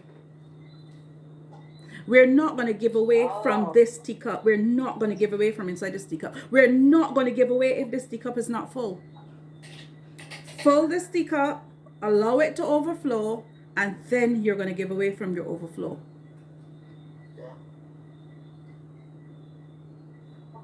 Okay. Get that teacup and let that be a visual reminder of what the mindset change that has to happen. I had to do it. And it hurt like hell because giving people stuff and helping people makes you feel good. But then when you retreat alone and you know you don't have enough for you don't have enough for your children, you don't have enough to pay your own bills, it's embarrassing. So on one hand, you're feeling good because what happens is that when you give away and you make other people happy, we get the same hormonal feeling that we get from sex. The same gland is being stimulated when you do something good and you make somebody happy. But it's a temporary feeling of satisfaction. So it's like a drug. You have to keep doing it and doing it and doing it. And that's what keeps you trapped in that. Because that feeling, that high that you got, oh, yes, I blessed Sister Cheryl. And you get that high. And when you come down from that high, then you got to go and bless Brother Bernard. And da-da-da-da-da. And you're going and going. And you're blessing and blessing and blessing. And you're like a druggie. So no longer are we going to be in that zone of being that drug addict. We're going to get our saucers, we're going to get our teacups, and we're going to remember that we have a responsibility to fill that teacup. What is in that teacup is for me, and it is not wrong. It is not evil to do that. When I fill this teacup and it overflows, then I can give from my overflow. And I can feel good about my giving. My giving then does not become a burden. There's not a, have you ever done something good or tasted something that looked good, or it started out tasting good and then afterwards it was real sour? You don't get that sour taste anymore that comes behind giving what you can't afford or giving what isn't even yours. Yeah. So that's how that's the mindset change. Get your teacup and remember that it is your responsibility to fill that teacup. And you're going to not just have a teacup, but you're going to have a teacup and a saucer, because it is important. One of the important parts of money and a money mindset, if we are serious about having a positive money mindset, what comes along with that is not being selfish. So you must have a teacup in which you can grow more to give away to others. And that again is another spiritual principle. All right. So I want to share with us some tips. Like I said, I'm going to give you this in PDF and I'm going to give you your note on money. Some tips to create a positive or a healthy money mindset. So number one, look for opportunities instead of seeing roadblocks. Look for opportunities instead of seeing roadblocks. Number two, recognize that every financial situation is fixable. Number three, see the value of asking for help instead of struggling silently. Number four, accept that even small steps can add up to progress, even if it's slow. Even small steps. So if you have to start out today by deciding, look, I am going to bake sweetbread. I'm going to eat sweetbread for $10. I'm going to do 10 sweetbreads a week. That's going to give me $100. A small step, but it will add up. Because when you make that small step, it's going to give you the motivation. Yes, I've done it. And just as I showed you this evening, if you can turn $10 into $100, you can turn $100 into $1,000 just by multiplying it by 10. So find 10 locations that you can give 10 sweetbreads. All right, but we're going to come into that in our next session when I really break it out and get into the numbers and show you how to work numbers. And, you know, I'll spin them for you just as I spin them for Julianne. Yeah, if you really know what to do, it is very, very easy to do. Right? You know, if you know how to bake 10 sweetbreads, you sell them to 10 people. Then you look for 10 locations with 10 people and you go to the next level. Okay? No. So accept that even small steps can add up to progress, even if it's slow. Now, there are a couple of things we want to avoid, and there are only 3 that I'm going to mention, but there are measures, because everything else kind of stems from one of these 3 things that we need to avoid. So just as you know, in terms of health, we want to avoid sugar, we want to avoid fatty foods and so on. We want to avoid, as we think and as we cultivate a healthy money mindset, we want to avoid 1, fear. Cut it out. Cut it out. So if you're thinking about making money, or if there's an idea that you have and you are afraid, I want to say to you this evening, cut it out. Like me, for instance, I want to lose weight. When I see the soft drink, cut it out. You cannot have a healthy mindset and be afraid of doing that thing that you want to do to make that money. So as long as you see that fear, I wouldn't say to you that fear isn't going to present itself or isn't going to be there. Yes, it's going to be there. It is going to present itself. But you know what? Do it afraid. Cut the fear out. Allow your whatever it has to motivate you. And that's why the second question on your questionnaire is why? Why? What's your why? Allow that why to be more powerful and stronger than the fear. So avoid the fear, To avoid defeatism. Avoid that feeling that you're defeated, that you can't do it, that you won't make it. Or let's say you tried something and it didn't work, or you went to somebody and you didn't get a yes. Avoid defeatism. I had another experience years ago with the same department that I told you about. I remember I was given a lot. What I would do is sometimes I would teach an hour more than I would have to teach. So that if they're paying me for 2 hours, I gave them 3. And I was always given more than I was being paid for. And I remember I wanted to do a seminar. I wanted to use a location to do a seminar. And they had given somebody who didn't work with the department permission to use the location to do a private seminar to make money. And I had written and requested permission to use the location. And I got back a nice, fat, juicy no. And I couldn't believe it. I mean, that thing hit me for 6. This was like, are you serious? Me? Let's do so much for... No. A big, fat, juicy no. And the moment that I felt bad and I started to sulk and so on, the Holy Spirit said, no, this is not how we can deal with this. You're going to write them and tell them, thank you for considering your application. And if at any time in the future, they can allow you the opportunity to use the place, you are still interested.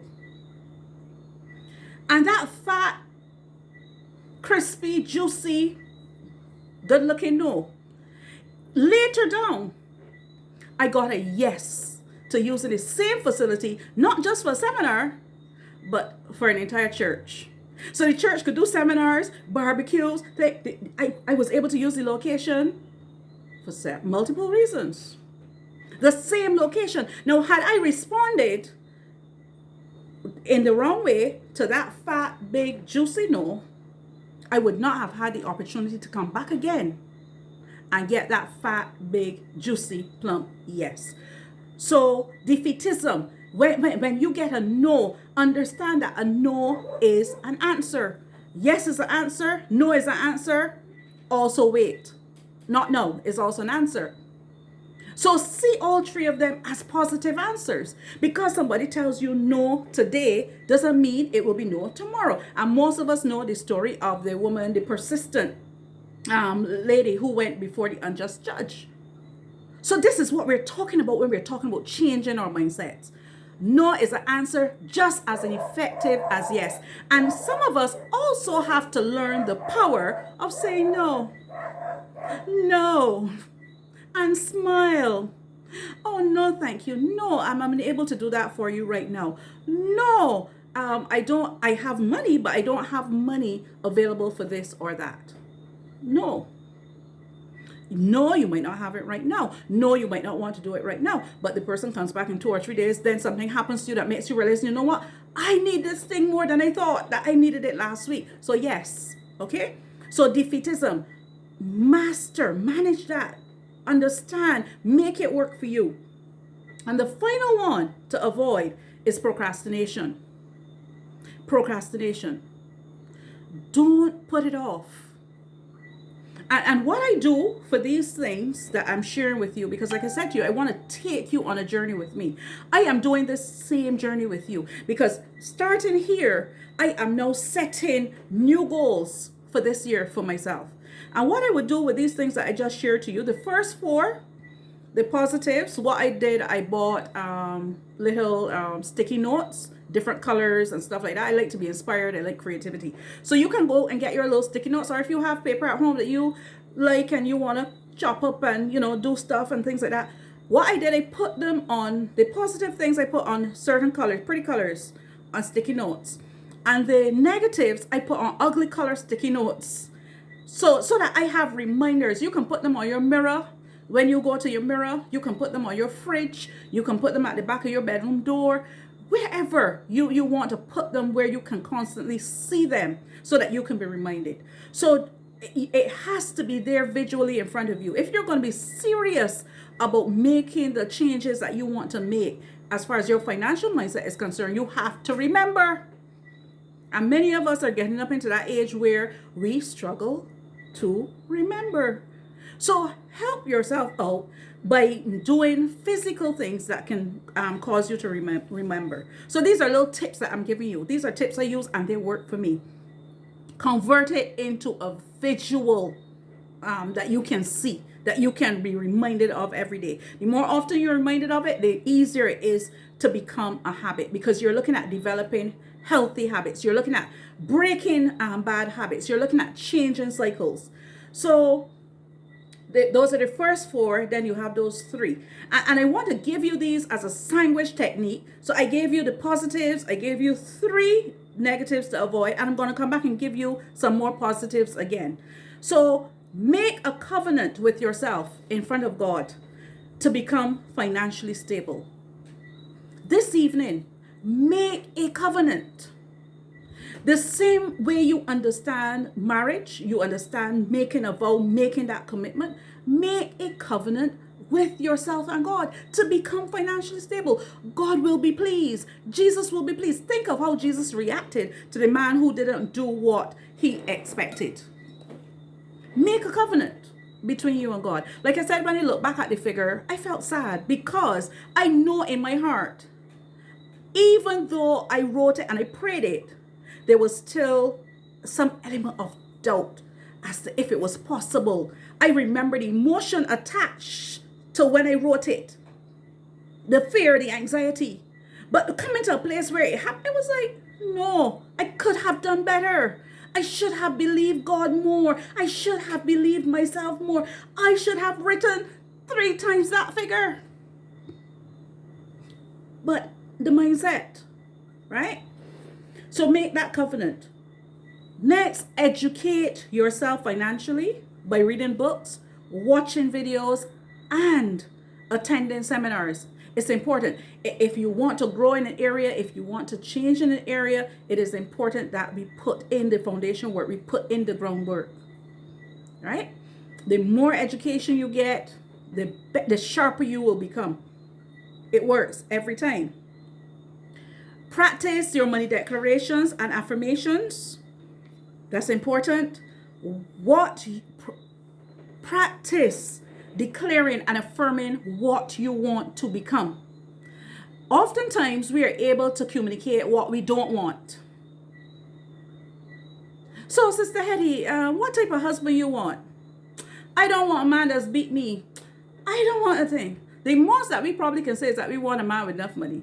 But oftentimes we struggle to say in the affirmative, this is what I want. We struggle. We will say, I don't want to be broke. But then we struggle to say, well, hey, I want $1 million. I want to be a billionaire.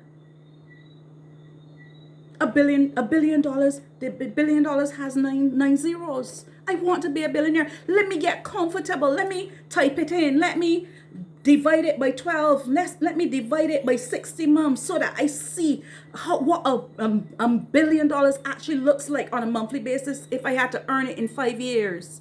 Right? Get comfortable. Get comfortable with it. So practice the declarations and the affirmations about what you want. Be very specific. Be very clear. The other thing I have is to create bigger money goals. Now, sometimes people say big. I want to say bigger. Because regardless of where we are at right now, we want to do more. So I would say create a bigger money goal. I'm not just going to say big because you can just shoot in the air and say, oh, I want to make $1 million. I want to make $1 billion and so on. Wherever you are at, just create a bigger money goal. And even if you're at $10 and you say, well, hey, you know what? All I got now is $10. I don't have a job, whatever. I want to earn $100. When you go from 10 to 100, it's going to give you the satisfaction. It's going to give you the inspiration that, hey, I did it. And you're going to see that that same hormonal reaction is going to go off in your head that will make you confident that you can then go from 100 to 1,000, 1,000 to 10,000 and so on. Next, believe in yourself. Believe in yourself. It sounds simple. We hear it a lot. It is cliche. But the reality is many of us do not believe in ourselves. And we are taught not to believe in ourselves. We're taught not to.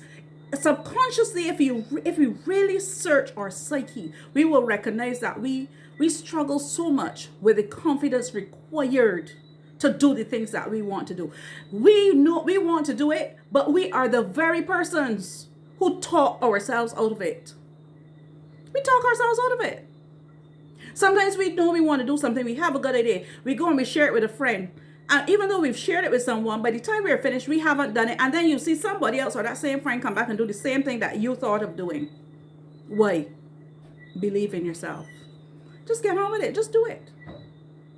Just do it. Surround yourself with people who believe in you.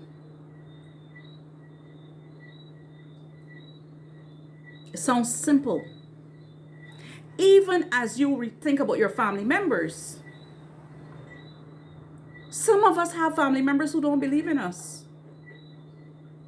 And being in that circle keeps you, it creates that defeatist or defeatism that we have to fight against.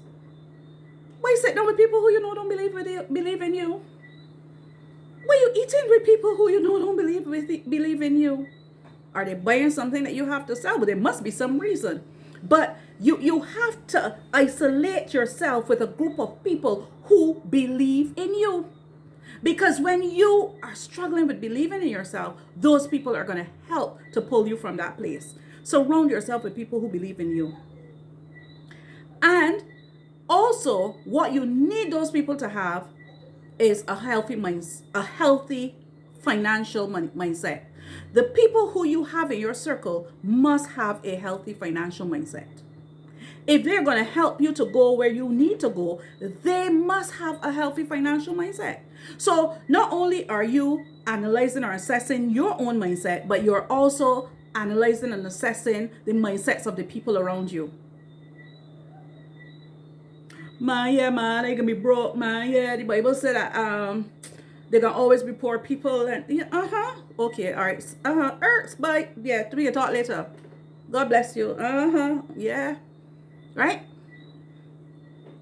You have to do it. If your own mindset, if you're going to cultivate that healthy mindset, you have to be conscious of the people around you. And remember, I said we have to think of the whole money relationship like a marriage. I see many people who are married, many married people have friends who are single. And when they have a problem in their marriage, they go and complain to the friends that are single, who want their friend to be single just like them so that the two of them could go partying. A true thing. It's a relationship coaching. True thing. So many of us as women, you got a problem in your relationship and stuff, and you go and tell the girlfriend that's single, and the girlfriend is saying, oh, don't mind him, man, he can't tell you nothing, and next thing you know, you're single just like she, and you don't even understand why. And the same thing happens with money. You don't have no money, and you got friends that ain't got no money neither. Sorry, you were saying, Bernard? I said that she is dating the ex-husband now. And then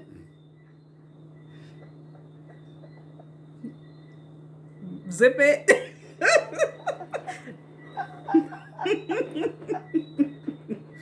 If it happens, it happens, it happens. So surround yourself with people who believe in you and have healthy financial mindsets. And finally, don't compare yourself to others. Don't look at what others have. Create your own financial goals and work to achieve those goals. You can use other people for inspiration. You can say, well, hey, Mr. Leach, wow, he was able to earn $1 million, or he knows it. Then, I want you to help me, or I want you to teach me that. But don't allow the fact that, here's your neighbor earning X amount, or doing this, or driving such and such. So therefore, don't allow that to cause you to feel defeated, or to cause you to feel as though you're not able to fulfill your goals, to do your goals. So it is important that we don't compare. Set your goal. The money levels are there for all of us. I mean, there isn't as though only one person can say, well, I want to be a millionaire, or only one person can say I want to be a billionaire, or one person can say, oh, I want to make $100,000 or whatever. All of us can make that decision and decide we all want to be billionaires. So in setting your own goal, you know exactly what you're working towards. as opposed to looking at somebody else, comparing yourself to another person, and not having a clue what you really want, what would make you happy, and how to get to where you want to go. So those are some of the financial tips that I wanted to share with you. And as we go through this week coming, what we're working on is our mindsets. And I want you to become more conscious, more aware of your mindsets. I wanted to ask Sakura, because we've had some conversations, and I am grateful for those of you who decided to join me in this community, because like I said, this is about creating a community of accountability, where we are accountable to each other, where we create a level of transparency, where we look at the other races. I asked a question tonight about the amount of money you've made and how much you want to make and where you are now. And how many people answered that question? How many people were confident enough to answer that?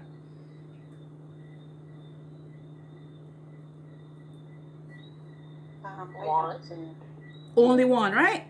Now, I want us to be a community where everybody can come back in here and answer that question. Because we want to create that level of transparency and honesty, because it is what it is. And we're all here as a community to help each other to get to where we want to get to. So it was very interesting that only one person answered. But we want to create a community where we can all, because that's what the other races do. I've seen it with my own twice. They come and they talk about money like what? Like how we will have a conversation about types of toothpaste. They come and they talk about money. Oh man, they got a little $100,000 day so up on the bank. They come and they talk about it. When one of them in trouble, they go and say, listen, I run into a little problem here, so I need XYZ.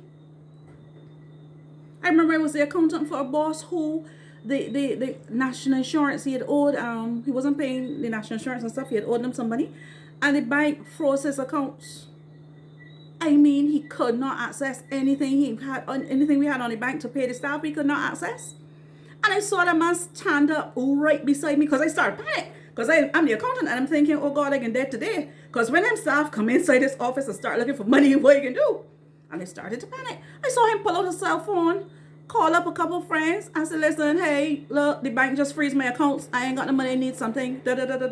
One was his father, and the other one was two other businessmen that he did business with. And he called him up. And then he said, come, let me go, we're going to the bank. And that problem was solved. And the way how he discussed it and was laughing and things, I was like, wait, this whole... No, for us, we shame, we hiding, we don't even want to buy see. I had to pull up. And believe it, by the time he got to the bank, I went to the bank the same way I would normally do. I already had the payroll done up, the amounts, the denominations, for everybody and that kind of thing.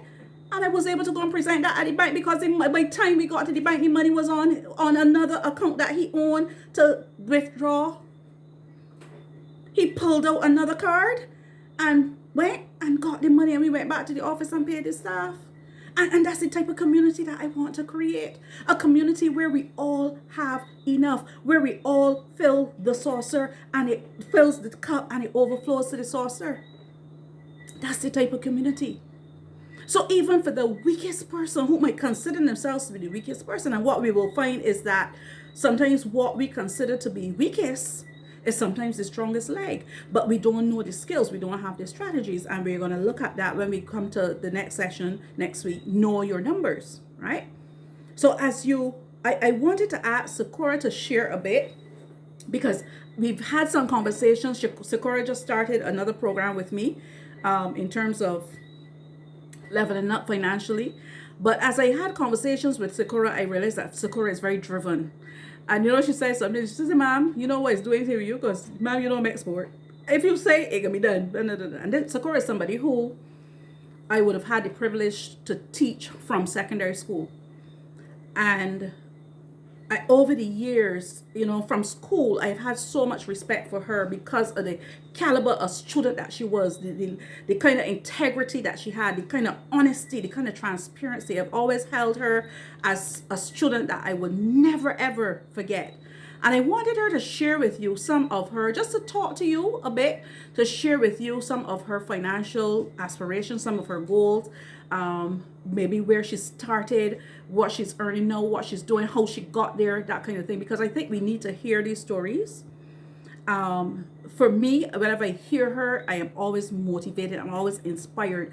I am always encouraged to keep going, to keep giving, to keep building my community, to keep teaching people, regardless of what it is that I learned. If I learned it yesterday, I could teach you, in another hour or 2 hours, because the more that I can give, the more that I can teach, I feel good at the end of the day to see that there are people who then can continue the building, who can continue passing on that baton. So, Sakura, if you can share a bit with us, the floor is open to you. Sakura has big dreams. Well, small dreams, because we're not even calling them big dreams. There's small things, because we're going to achieve it. So it's a small thing. Go ahead, Sakura. Yeah, like some of you here know me, some don't. As Miss Outram said, that she taught me from secondary school. Yes, and she also taught me in recently up to last year. Um, Also worked with her on numerous occasions, on and off as a boss. Um, where I started out years ago, I started out selling hot dogs for a lady, and I can actually say the woman used to like kind of rob us, so to speak. So it would make like $80 one week. Sometimes it'd be $35. Sometimes it depends on however much people come in to buy the hot dogs. And used to sell outdoors, so and I wasn't comfortable with that. And saw a guy that taught me in primary school. I went from there to work with him. I worked for him for $105. And if things aren't doing good, you did not get that $105. So seeing how hard we had to work for him, because he came like a slave driver, then I aspired to do more. I stopped working for him and then went somewhere else. I started taking up babysitting work and stuff. So, each time you go into a different level of work, your pay will raise, your pay will drop, so on and so forth. I was not happy with that. And I remember in 2000 and was that 7, but it could have been the year 2000. I went to work with a man because I was in cleaning too, so I would have worked for more. And then I worked down at the data factories in Spring Garden doing data entry. And I used to push from morning till night just to make over $900 every 2 weeks. Well, I didn't like the fact that I was working so long and stuff, and I wanted to always have a job that we're in that I would be more secure financially. So as I say, went through journeys working with other people and stuff. But before I got where I am now in government, the straw that broke the camel back was working for a guy that I used to work for as a boss too. I remember in year 2000, you still got people, I mean, up to this day, paying you at $60 and thing a week just for doing day's work. And used to go in and clean offices and thing on a day. And that's the kind of money was coming away with. And I remember one day I went in at him. He has a big upstairs and downstairs house. And I got clean these big bathrooms, clean this whole house top to bottom. And at the end of the week, he gave me $60, and not even in cash, but in a check. Not a cent to get the bus with. Drop me in Oistins to catch the bus, And that time I on the bus and my heart hurting me. I almost could have had a heart attack. My journey in the world life was hard. I'm now starting to see a little light at the end of the tunnel, and I will get there shortly. And I remember on my way going home, I had bought my son's funny. I asked to go around with you, and I brought down in tears.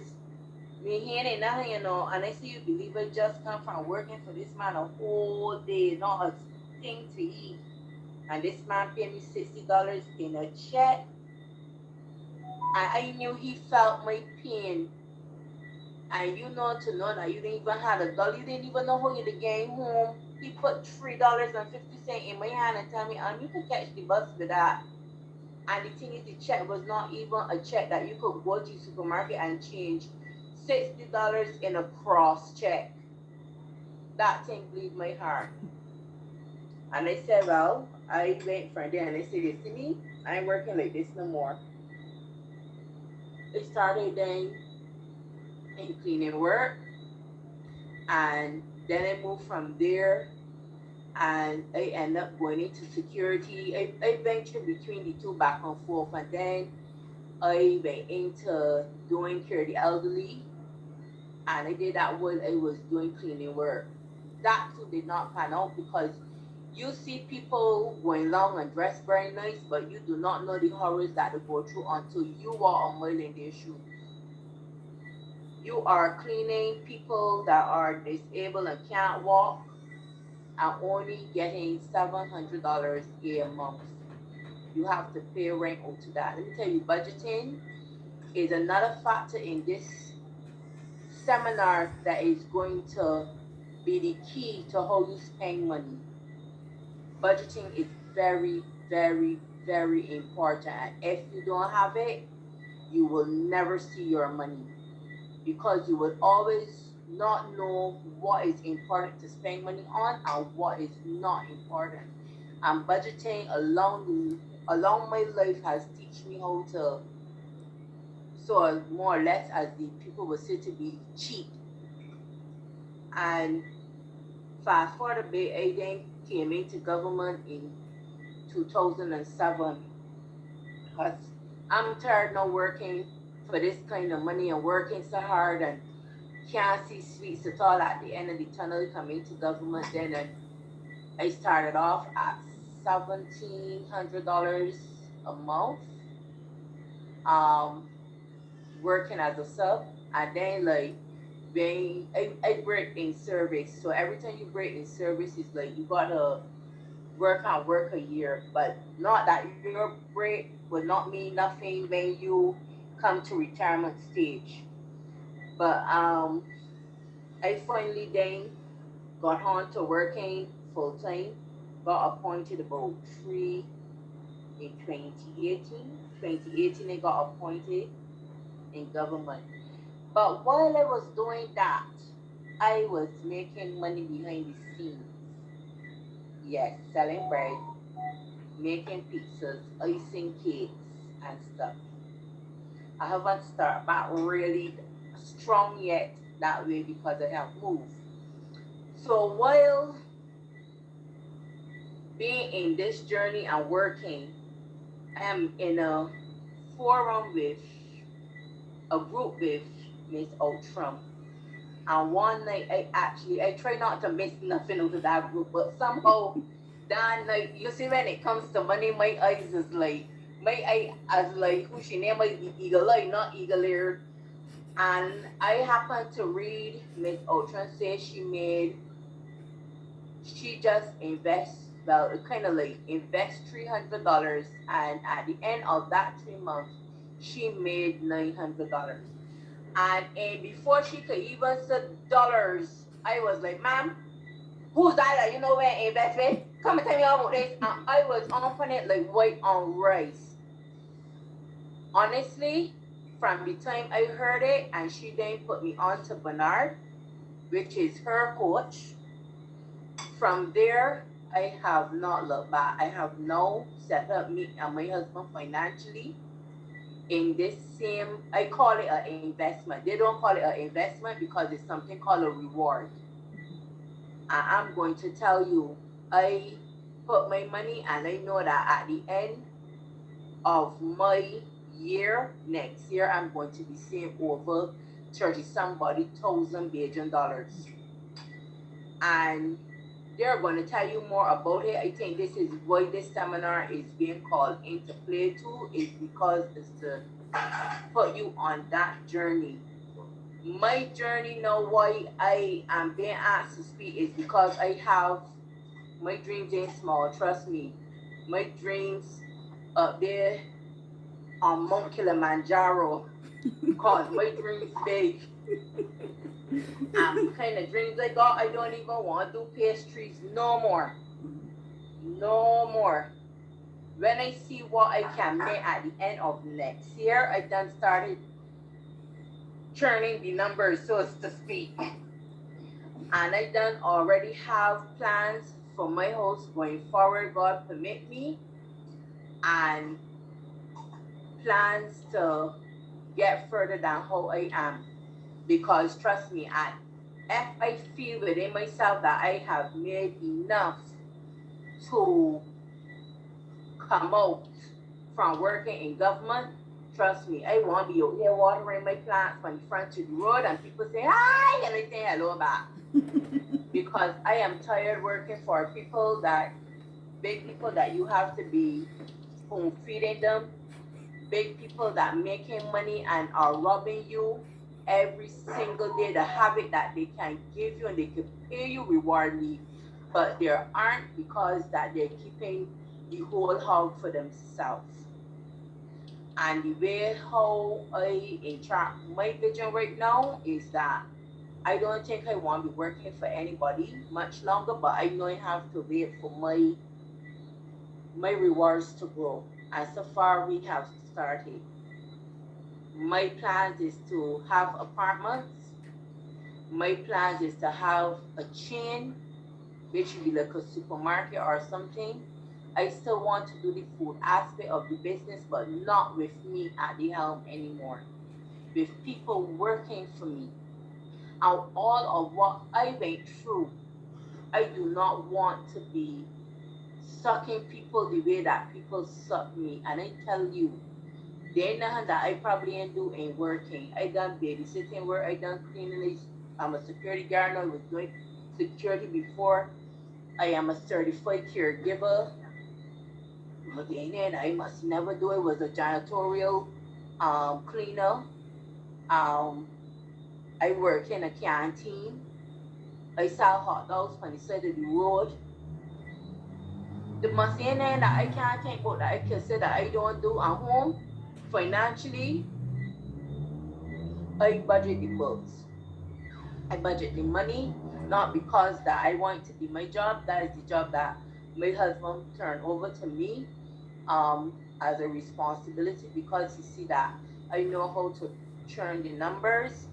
And trust me, when I pinch very hard.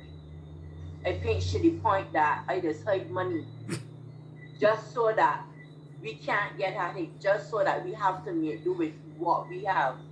It is don't be easy, but it is well worth it.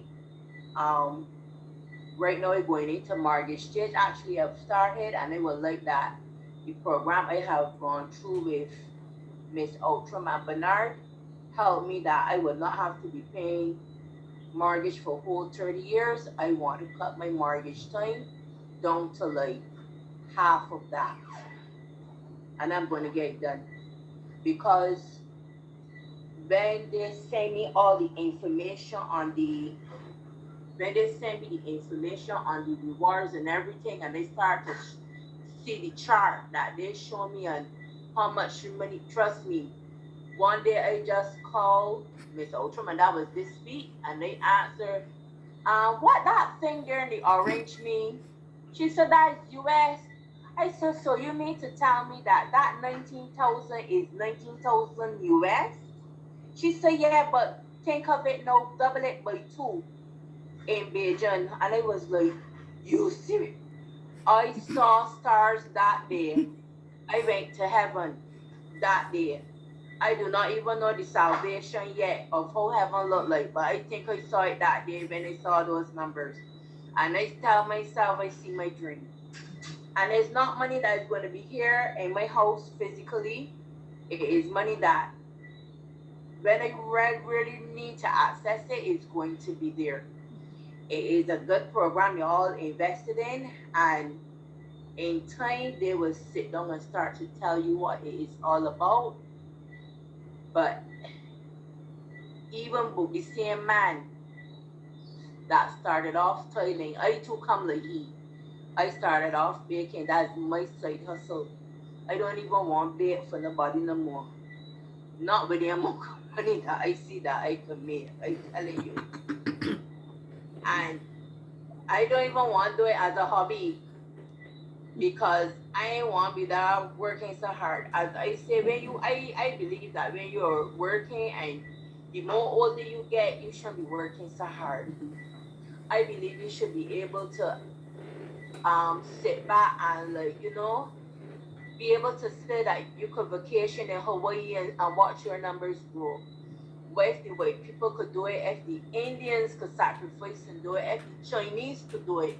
Why we too as black people Mindset. can't get it do? Something has to give. And only this year, when the year turned, I was saying, Lord, I would love to find some way that I could invest money, that I could see the returns, but I don't want to see it like 5 years, like bonds or 10 years. Cause I don't have 10 years put down. We don't have 5 years put down. You want to see something rolling back that when you're ready to touch it, you can. And I sat down and I shared my dream with her and Bernard, and I told them what I wanted to do. I'm not selfish. I even wrote to my husband. I sacrificed all that we had. It was a huge sacrifice, and Miss Outram could tell you. But that was because that I had that little money coming into me. I sacrificed majority of it just to make sure that we started on stream and it is buying into Bitcoin, the hyperverse. And for me, I think it's the best thing that I ever do. I'm in a blessing circle that I've been in from since last year. And it is very tedious seeing the names and numbers move as though like they're not moving. And I can more sure that by the end of this year, is by the end of this year, because if I look at it, if we really sum up the 300 and the 600 days, by next year, we are looking at, yes, by next year, we should be getting the money. And it's not money that if you want to, you can take it out. But if you want to leave it in and reinvest it, you can for a higher reward. And trust me, them numbers look good. And you see it back in what I call it a year, but it's really 600 days. 600 days is a year and 8 months, and you can actually call it a year, a full year. It depends on where you start, and you can start small. But I choose to go a little bit higher than that. So your package starts off at either 600 US. Are you right? No, 300 US. Right, you're 300 US, which is 600 Barbados. 500 US. Right. I call the Barbados amount. But so if you convert it by two, it would be 600 Bajan, 1,000 Bajan, 1,500 and up. So I started off at 1,000. I made that big jump because I wanted to see my money turning back for me because I have so much going on where I am. I know moving to a home, me and my husband, we know bought a home, the papers are not sealed off in Incas yet, but when you think that you only come into the house to do one thing, it end up being two things. So I have to rewire the whole house. We just put in cupboards. We had to stop. We got to do over the bathroom. We got to go up on the house. And trust me, it's going to call for money. And nobody don't like to know that. you go in for a mortgage, and then along down the line, 2 years after, you have to go and reapply for a readvance just to make those um them same kind of changes, because what happens is then the mortgage goes up from what you are paying then and increases to what you're going about to pay fresh. And when I sit down and study, I said I don't have that. And when I got that money, everything came through the same days. Like God was just answering prayers. Everybody was calling me and telling me, Sephora, the money ready come. I had one body call me, and that body went and gave the money to my husband. Next body, while they're going down to town to go to the supermarket, the next body called me and tell me, Sephora got you money, come and meet me. And I came home, I sit down, I made sure. He said, babes, you still want to do the hyperverse? He said, of course. And from there, I called my teacher as soon as I got home. As soon as I talked to him, she came and collect the money, and I look back.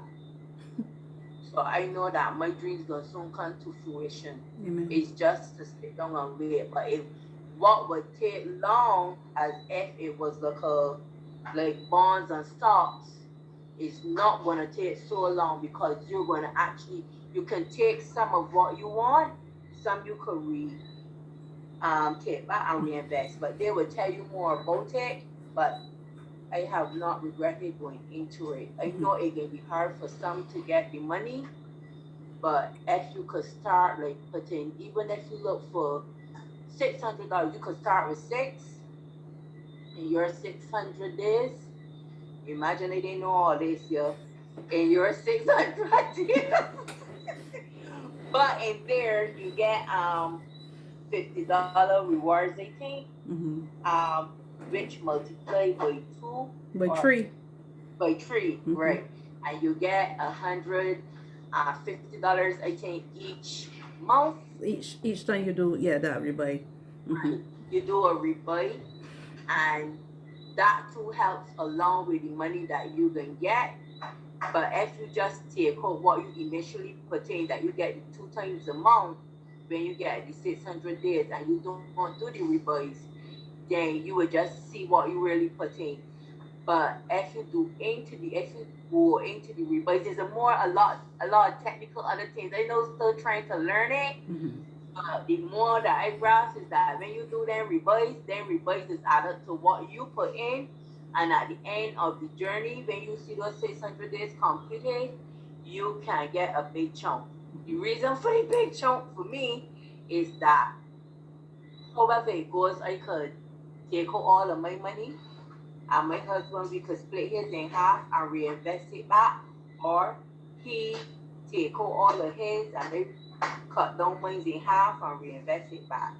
So that it will make more. And trust me, when you see how they roll back in days, how it multiply back in days instead of, well, mine's gonna turn over in 20 days. My first rebate gonna start in 20 days. But they have one that when you resow more, your rebates start back in 2 days, or you could even get daily rebates. Eventually, if you start small, your small amount, when it adds up in the 600 days, you could invest higher. That's our plan. Because I ain't intends to pay a mortgage. I'm not going to be a slave to mortgage. I want that I can move away from town so that my dog got somewhere to run about. My dog is my child. And right now, he ain't got nobody and he's lonely, and I want that he could run out to the heart's content. So I want that I could buy another house somewhere that he could be comfortable. We could be comfortable. I could rent this out. I want that I could invest into apartments.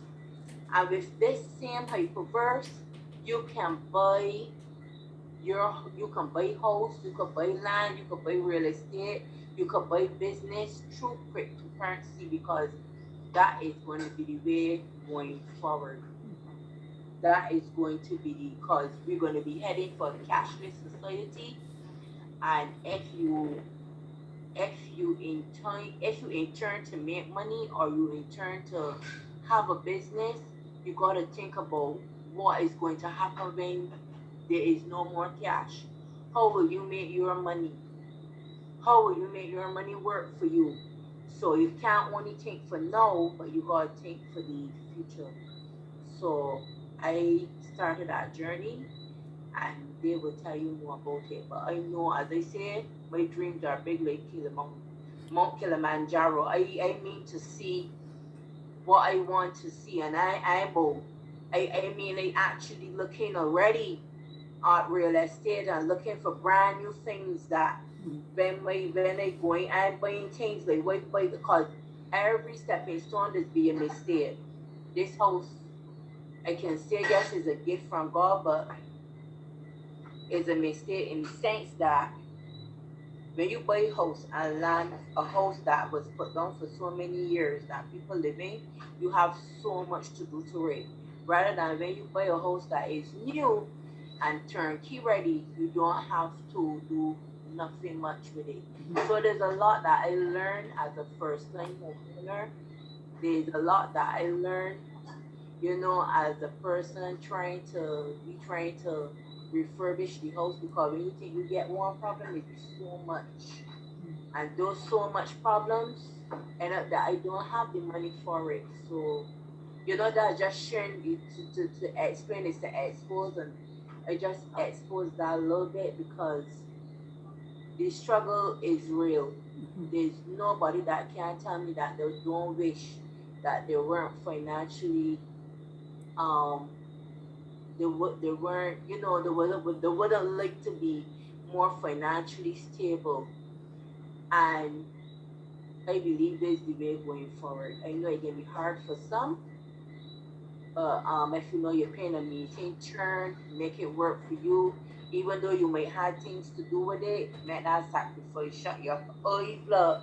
I had to stop my every hole in my body to when they do that. Let me tell you, because I know I had so much planned for that money this year. I had planned to buy a window to put in the kitchen and tell the rest of the kitchen and do the electrical, and I was like, it something got to give, and in order for me to get more, I have to sacrifice the less that I have now, and it wasn't easy, but It's worth you it. know, it's gonna be It's worth worth it in it. the end. It's gonna be worth it. It's very much worth it, and when Bernard and Miss Outram sell you on it, trust me, it is going to be hard to understand at first, but when you start to see the little things that they're showing you all in like little slides and things from other people that are in it, the one person that caught my attention was the man that was a tailor. He's a Bajan. I just Then I came out got of a meeting with him before I started this. right, and well, he is financially inclined. I mean, he got it going on. I don't, he could tell you about it well, but I more understand it from Bernard and Miss Outram because they break it down even more better. But and right now he got people working for him. I am not at that stage or going at that road, but it depends on what you want for you. I'm my sorry, but I just when I said I think about that, like I said, I think about that. It is Yeah. we will call it deal breaker. Yep. Yep. It definitely is a life changing opportunity, and as you said, you have to work hard. You have to be committed. You gotta, I think Kelly has said at first about the discipline. It is a program that teaches you discipline. I love the community, and that's why I said it is important that we have a community that will where we have to be accountable to each other.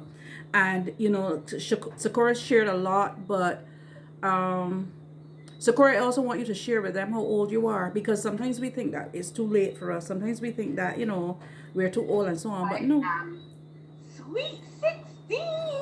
Don't my age for a treat. Right? Turning You're a 44 young, next you're a young couple lady. months. Huh? She's a young lady. Very Yep, young. very young indeed. When I was 18, I was teaching Sakura. I was 18 and Sakura was 14. Just to give you the numbers, right? But everything that she said, and she was able to take you on her journey. Next week when we come back, we're going to be doing knowing your numbers, and it is important that you know your numbers, because even where Sakura is at right now, and this is why she's so excited about the other opportunity, because even though she's at a good place right now, getting a good salary, looking forward to pension, maturity, all those things, It still ain't enough. still not enough. But what will happen with this opportunity, what she has the opportunity now to do is, let's say if we said Sakura's average income was, let's round it off at what, $4,000 a month.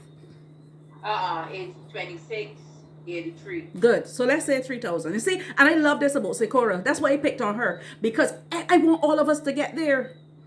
Sakura can tell you straight up what is earned. 2683 right down to the dollar. I want them to know that it did not come out of my salary, because you remember I tell you that right now I am financially I cash strapped bad, because I went into 2 meeting turns that I actually got paid $500 every month. So you know that extra money that will help in the grocery Right. store, you got pinch, because you got go in the supermarket with your head growing and say, well, okay, I can't take up this today. If you're accustomed buying cereal and oats and things that will help you to eat good, there's certain things you have to sacrifice, because you know what you want out of that money. As I said, I had plans for that money this year from last year. But look now, I plans derailed. And that happened to come to me before the year start. If I didn't see Miss Outram talk about that, I would never have seen that. I would have missed that in that chat. And I happened to be in there in a forum and actually saw her post that, and it was like, you put $300. And Sakura, it's funny how you did that, because another lady in the same chat, Alicia, saw it and she jumped on it right away. I remember she had me and Bernard on her phone. She said, don't leave, we're doing it. I'm doing it now. Bernard, me and Bernard hijacked literally on the phone. If you don't have the six and you could put down, even if you could remember how Miss Outram talked about, and Bernard talked about paying yourself. Yep. Even if that you get your salary and your salary has to pay bills, tuck away $100 each month or each week or each bi-weekly for yourself to go into that program. Trust me, that year gonna fly so fast. That year and 8 months gonna fly so fast. When you start to get calls, I'm telling you, I know that if mom gonna call me and tell me support you, revise come 20 days. She even got time me got put it up on the calendar to alarm.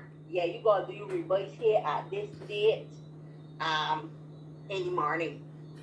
But the thing is that they're gonna give you reminders, because there is a community like minded to help you. It's not like the blessing circle. The blessing circle, it looks like it doesn't have an end. You don't ever know when you're gonna get your money. You just It's not pay upright. money. You gotta be bringing in people, but you don't ever know when your turn gonna come. So I wanted something more, and as she said, I don't want to sit down and just depend on my gratuity and my pension. I want that I could sit down and when they give me that, I could say, babe, let me go and see the world. Let me go and take a cruise. Let me see somewhere. Let that money work for me, and let me put down what I'm investing into when I really need it, right? But if you could set aside like $200 every month till you get the 600 major and you could invest in it, it will help. If you can't find that and you could do $50 a week, if you get paid weekly, find a way to pay yourself. Let that be like a gift to you to go into this program, because I ain't know about nobody, but I ain't sitting back, sitting down, depending on trend. Right now, right? If you look at the market today, everybody is competing with the one another. You got an influx of nail techs, an influx of hairdressers, an influx of bakers, an influx of people doing food. You have an influx of people making um natural juices, an influx of people doing help me real estate. You got a lot of people going into real estate. You got people, because this pandemic brought out gifts in people that they didn't know that they had. This pandemic also caused people that was renting now to buy their own homes or build their own homes. So when you look at the market, everybody gonna be actually doing the same thing. So it is something that I can't remember who said it, either Bernard or Miss Outram said it, that um you will be you will be giving up on yourself and giving some person a idea, and then that person just run off with you idea. That happened to me, not even once but twice. You will got people that, not that I'm discouraging nobody, don't get me wrong, I want to understand me well. You will got people, when I first went into baking, I went into baking with the intentions to make money. And when I did that, two of my friends, one used to buy from me, and the next one, because that she was close to me, her grandchildren, the thing that I do for the grandchildren. And she went into doing for herself and making money. My other friend went in now to buy her own business, selling food and pizza and stuff from her home. So when you go into these things and you start to make money, people are not going to want to support you, because they're going to feel that you got too much and you should be getting ahead. But mind you, all of them are struggling the same way and all of them are paying rent, right? But they can feel that, oh well, you making too much off of them, right? Or they making too much off of you. So they can go into their own thing. I tell you, one of my friends actually come out from working a job like what my husband does do. I'm going in full time to she own business, and they started business before her. But because of constantly moving, my business kind of like fall through. I did do a couple of great kids last year, but it won't be enough, because everybody already know where it is. You ain't really went back and do things mainstream and stuff. And that's why I say that if you look at it, when I go on Instagram, when I go on Facebook, if you see the amount of people there that are selling pastries that have gone into food, this pandemic has opened opportunities for people that they didn't even know exist. I know see a girl there that I got, she on WhatsApp, and she now open up a daycare because her granddaughter passed away last year. She's even selling children's books. Wow. So this pandemic opened up A lot of big opportunities. people, right? So if you don't see, mom, don't get me wrong, but if you really intend on getting your business out there, you're gonna go and find creativity and getting it happen. And that is what, Sakura, as you're sharing, what we want to do, because I know some people have to go as well, but I'm gonna set up the community forums where we can talk more, where you can share and so on, because we want to be able to sharpen each other, to push each other, to motivate each other. So I just want to, if there some of you who want to stay and chat and so on, you can do so. But I want to close off this session. You look out, I need you to complete everybody should have received the registration form. Complete that registration form for me so that I can get your email addresses, that I can send the other information to your email address. I am going to send you the notes on money, which is your self-study. I'm going to send you have the link for the questionnaire, and you're also going to be getting the tips that I would have shared this evening in the session. So I need you to complete your registration form so that I can have your email address, and I'm going to add you also to the community. It's a Google community hub where the videos you can um, subscribe to the YouTube channel for Level Up Financially, and you will get all the videos that are coming out and so on. And as we go through this process, each of you too, there are some of you here who want to become coaches as well. Those are the different opportunities that will be available to you. So I just want to thank you for coming to this first session, and I need you to give me your feedback as well. You can message me, tell me if there's anything new that you learned. Tell me how, if the session helped you, if you were disappointed, if you were looking for more, whatever your feedback is, give me your feedback. You can WhatsApp me or you can send it to me by email. But I look forward to next week's session where we get to do our numbers and crunch our numbers. It is important that the questionnaire I gave you this evening, you need to fill that questionnaire, because following up that questionnaire, when we get to knowing our numbers, you must have decided what figure it is that you want to earn going forward. How much money do you want to earn, so that I can help you to crunch that numbers, and when we come into next week's session and we come out of that, you know exactly how you're going to get there. So I need you to do your homework, be disciplined. Remember, we're going to get it done. You're not alone. We're going to get it done as a community. So thank you for coming. And those of you who may have to leave, you are free to do so. If there's anybody else who wants to ask any questions, make any comments, you are free to do so. Well, Sakura did a great job.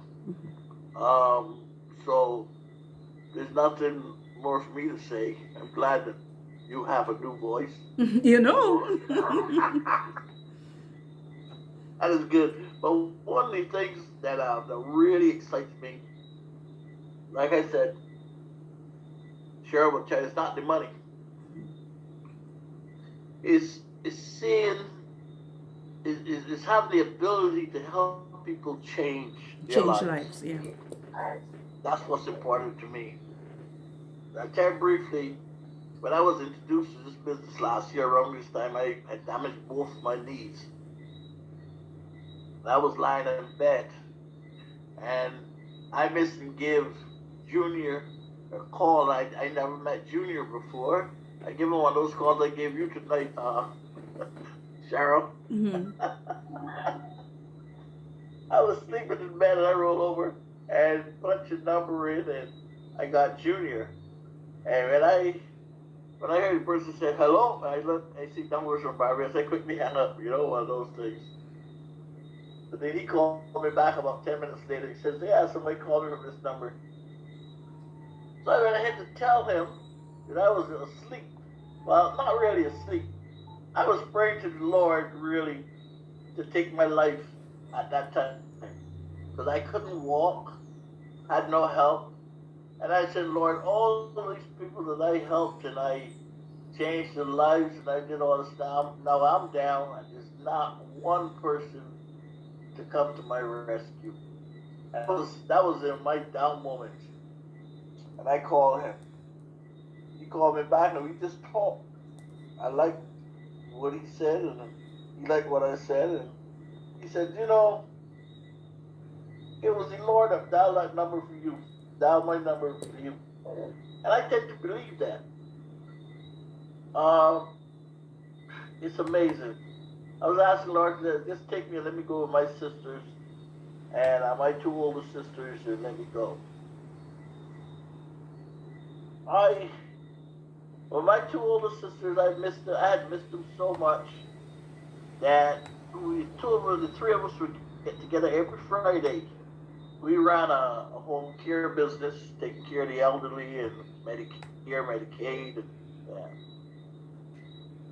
Plus, I had my financial service business. And I was talking about money, making money, and turning money over. I was able to help my oldest sister become a multi-millionaire from investment strategies. The younger one, she became a millionaire as well, but not as much as the oldest one, and me, I was just, if they had it, I had it, so no problem. Because I had a wife that didn't didn't want to get involved with anything. She would want to get involved in just sending checks, but not putting into work, which is very bad. So anyhow, I was talking to Junior, and I said, Junior, would you believe I would just ask you, Lord, to take my life because I'm in such a place? And he said, no, no, no, no, no, no. That's why he called. That's why he called me for you. When Junior told me what he was doing, I said, oh Lord, you know what? I'm that.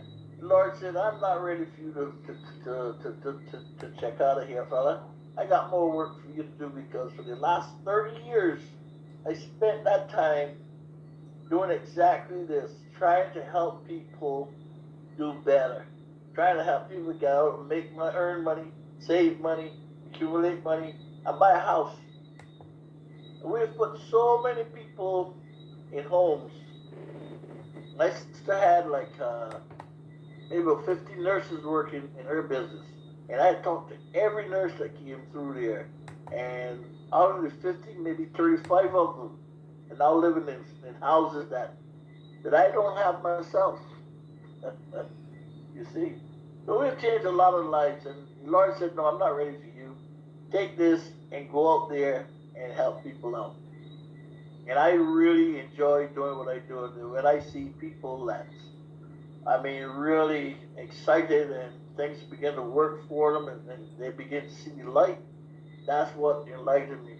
You know, I have a lady in Jamaica. She probably make about 100 maybe $150 a day right now out of this business. That was $140 US dollars a day in Jamaican money. Anybody knows that? That lady was about to go to Bahamas, leave her 4 kids behind, and go to Bahamas to look after other people's kids.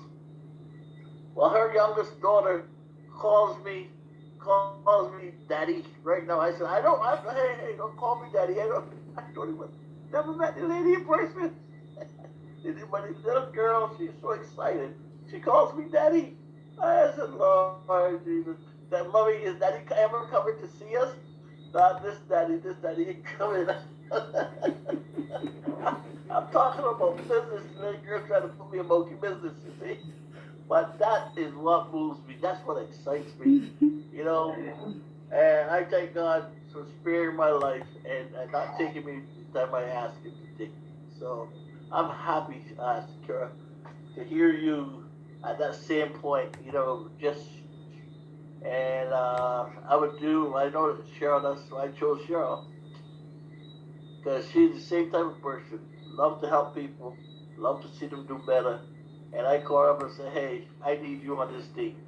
You're a good person, and I want to work with you with this, and that's why we're doing it, just to change lives, and that's it. Then I could go on, ride that chariot to wherever it take me, and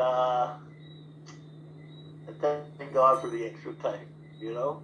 But that's where I'm at. That's where I'm at right now. So nice meeting you guys. Looking forward to hear from you again. Meet you again when? We're going to meet again on Sunday, 6 o'clock. Sunday? Sunday evening, All same right. time. Yeah. Okay, great. All right, so I hope you guys got something out of this. I know Cheryl, she's a great trainer. I mean, she teaches me every day. All right? So, nice having you. Good night. Thank you, Bernard. All right. All righty. Anybody else? How was it for you? Minister Hetty, Apostle Hetty has some big dreams in her belly. Lots of big dreams. Yes, it was very informative. I'm very encouraged, and I'm willing to allow, you know, I'm open to whatever this this platform have to offer. So I'll be here, and I really want to succeed in life, and I really want to help. And because this is this who I am, right? And I really need some money to do that. Amen. I don't think I could ever stop giving or whatever, but I need some money. And as Cheryl had said, to give out to the overflow. Right? I want it to the overflow, and because there's some big projects in Africa and here in Barbados and some other parts of the world that I want to work on, and I need that money to do that. So it's interesting, and I know about the hyperverse already. That's what you call it now, right? Because it wasn't that before. Yeah, so I'll think about looking into it, because I really need the money to start the things that, to jumpstart the things that I have in mind, or that God has, given on to me to do. Amen. Yes. Amen. Thank you, Cheryl. Thank you. You're welcome. All right. Anyone else? Talia? Oh, yes, I'm now seeing your message. Thanks for coming.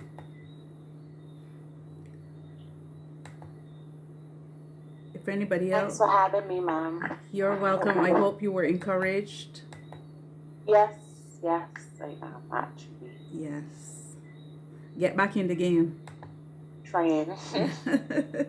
Get back in the game. I am encouraged by you. I just want to thank everybody for being here, for coming into the forum and committing to being here, because I need you. I need a community of people who will encourage me, who will run with me, and who want to even surpass me. I'm not afraid of that. I need that. I need people who will drag me and say, Sakura just blessed my heart, Sakura just signed up with a program, and she is able to explain the program, and I'm like, yes. Sakura, is it a week yet? I don't even think she's a week old yet. And you did a fantastic job, Sakura. So, one of the things that I believe, one of my personal mantras, is that great leaders create other leaders. I'm not here to get anybody to follow me. I am here to get people who want to lead, people who want to surpass me, people who want to take what I'm able to share with them and, take it to the next level, right? Great leaders produce other leaders. So I pray that you would be blessed, and, do your homework. It's important. I'm going to be doing it with you, and I'm just going to close out with our theme song. Next level. Just remember, it's a next level, and we're going to get there. We're going to go there together. So thank you again to everybody who came, and feel free to reach out to me if there's any other information that you want. Remember to fill your registration forms. I know some people were asking me about the payments, how to pay and so on. You can reach out to me when you're ready about that. You can go to Any Sure Pay. For those of you who want to do the down payment of $60 and pay $20 weekly, you can go to Any Sure Pay. You can do that. Just reach out to me and I'll send you the information. If it is that you don't have the money immediately and you need time, that's not a problem, but we are going to do this together. All right. So I'm just going to close off with our theme song, because we are talking today about the mindset, having a healthy mindset. And I thought that this was an appropriate song. We know where we're going. We want to go to that place of overflow. We are no longer just, working with what's in the teacup. We're going to that place of overflow so that we have more to share with others, more to invest, and to help change the lives around us. So again, thank you. Make money, change lives. God bless you.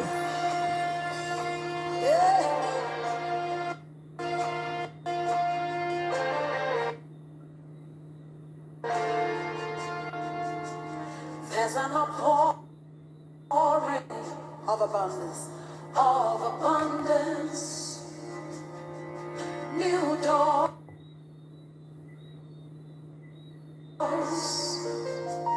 have been opened. The land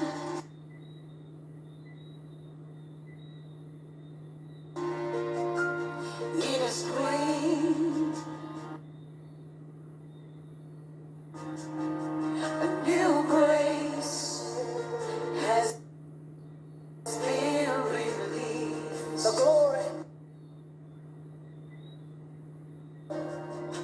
The glory of earth is greater than the former. The blessing is here.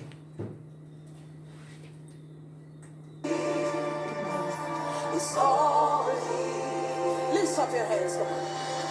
The glory of the latter is greater than the former. The blessing is here.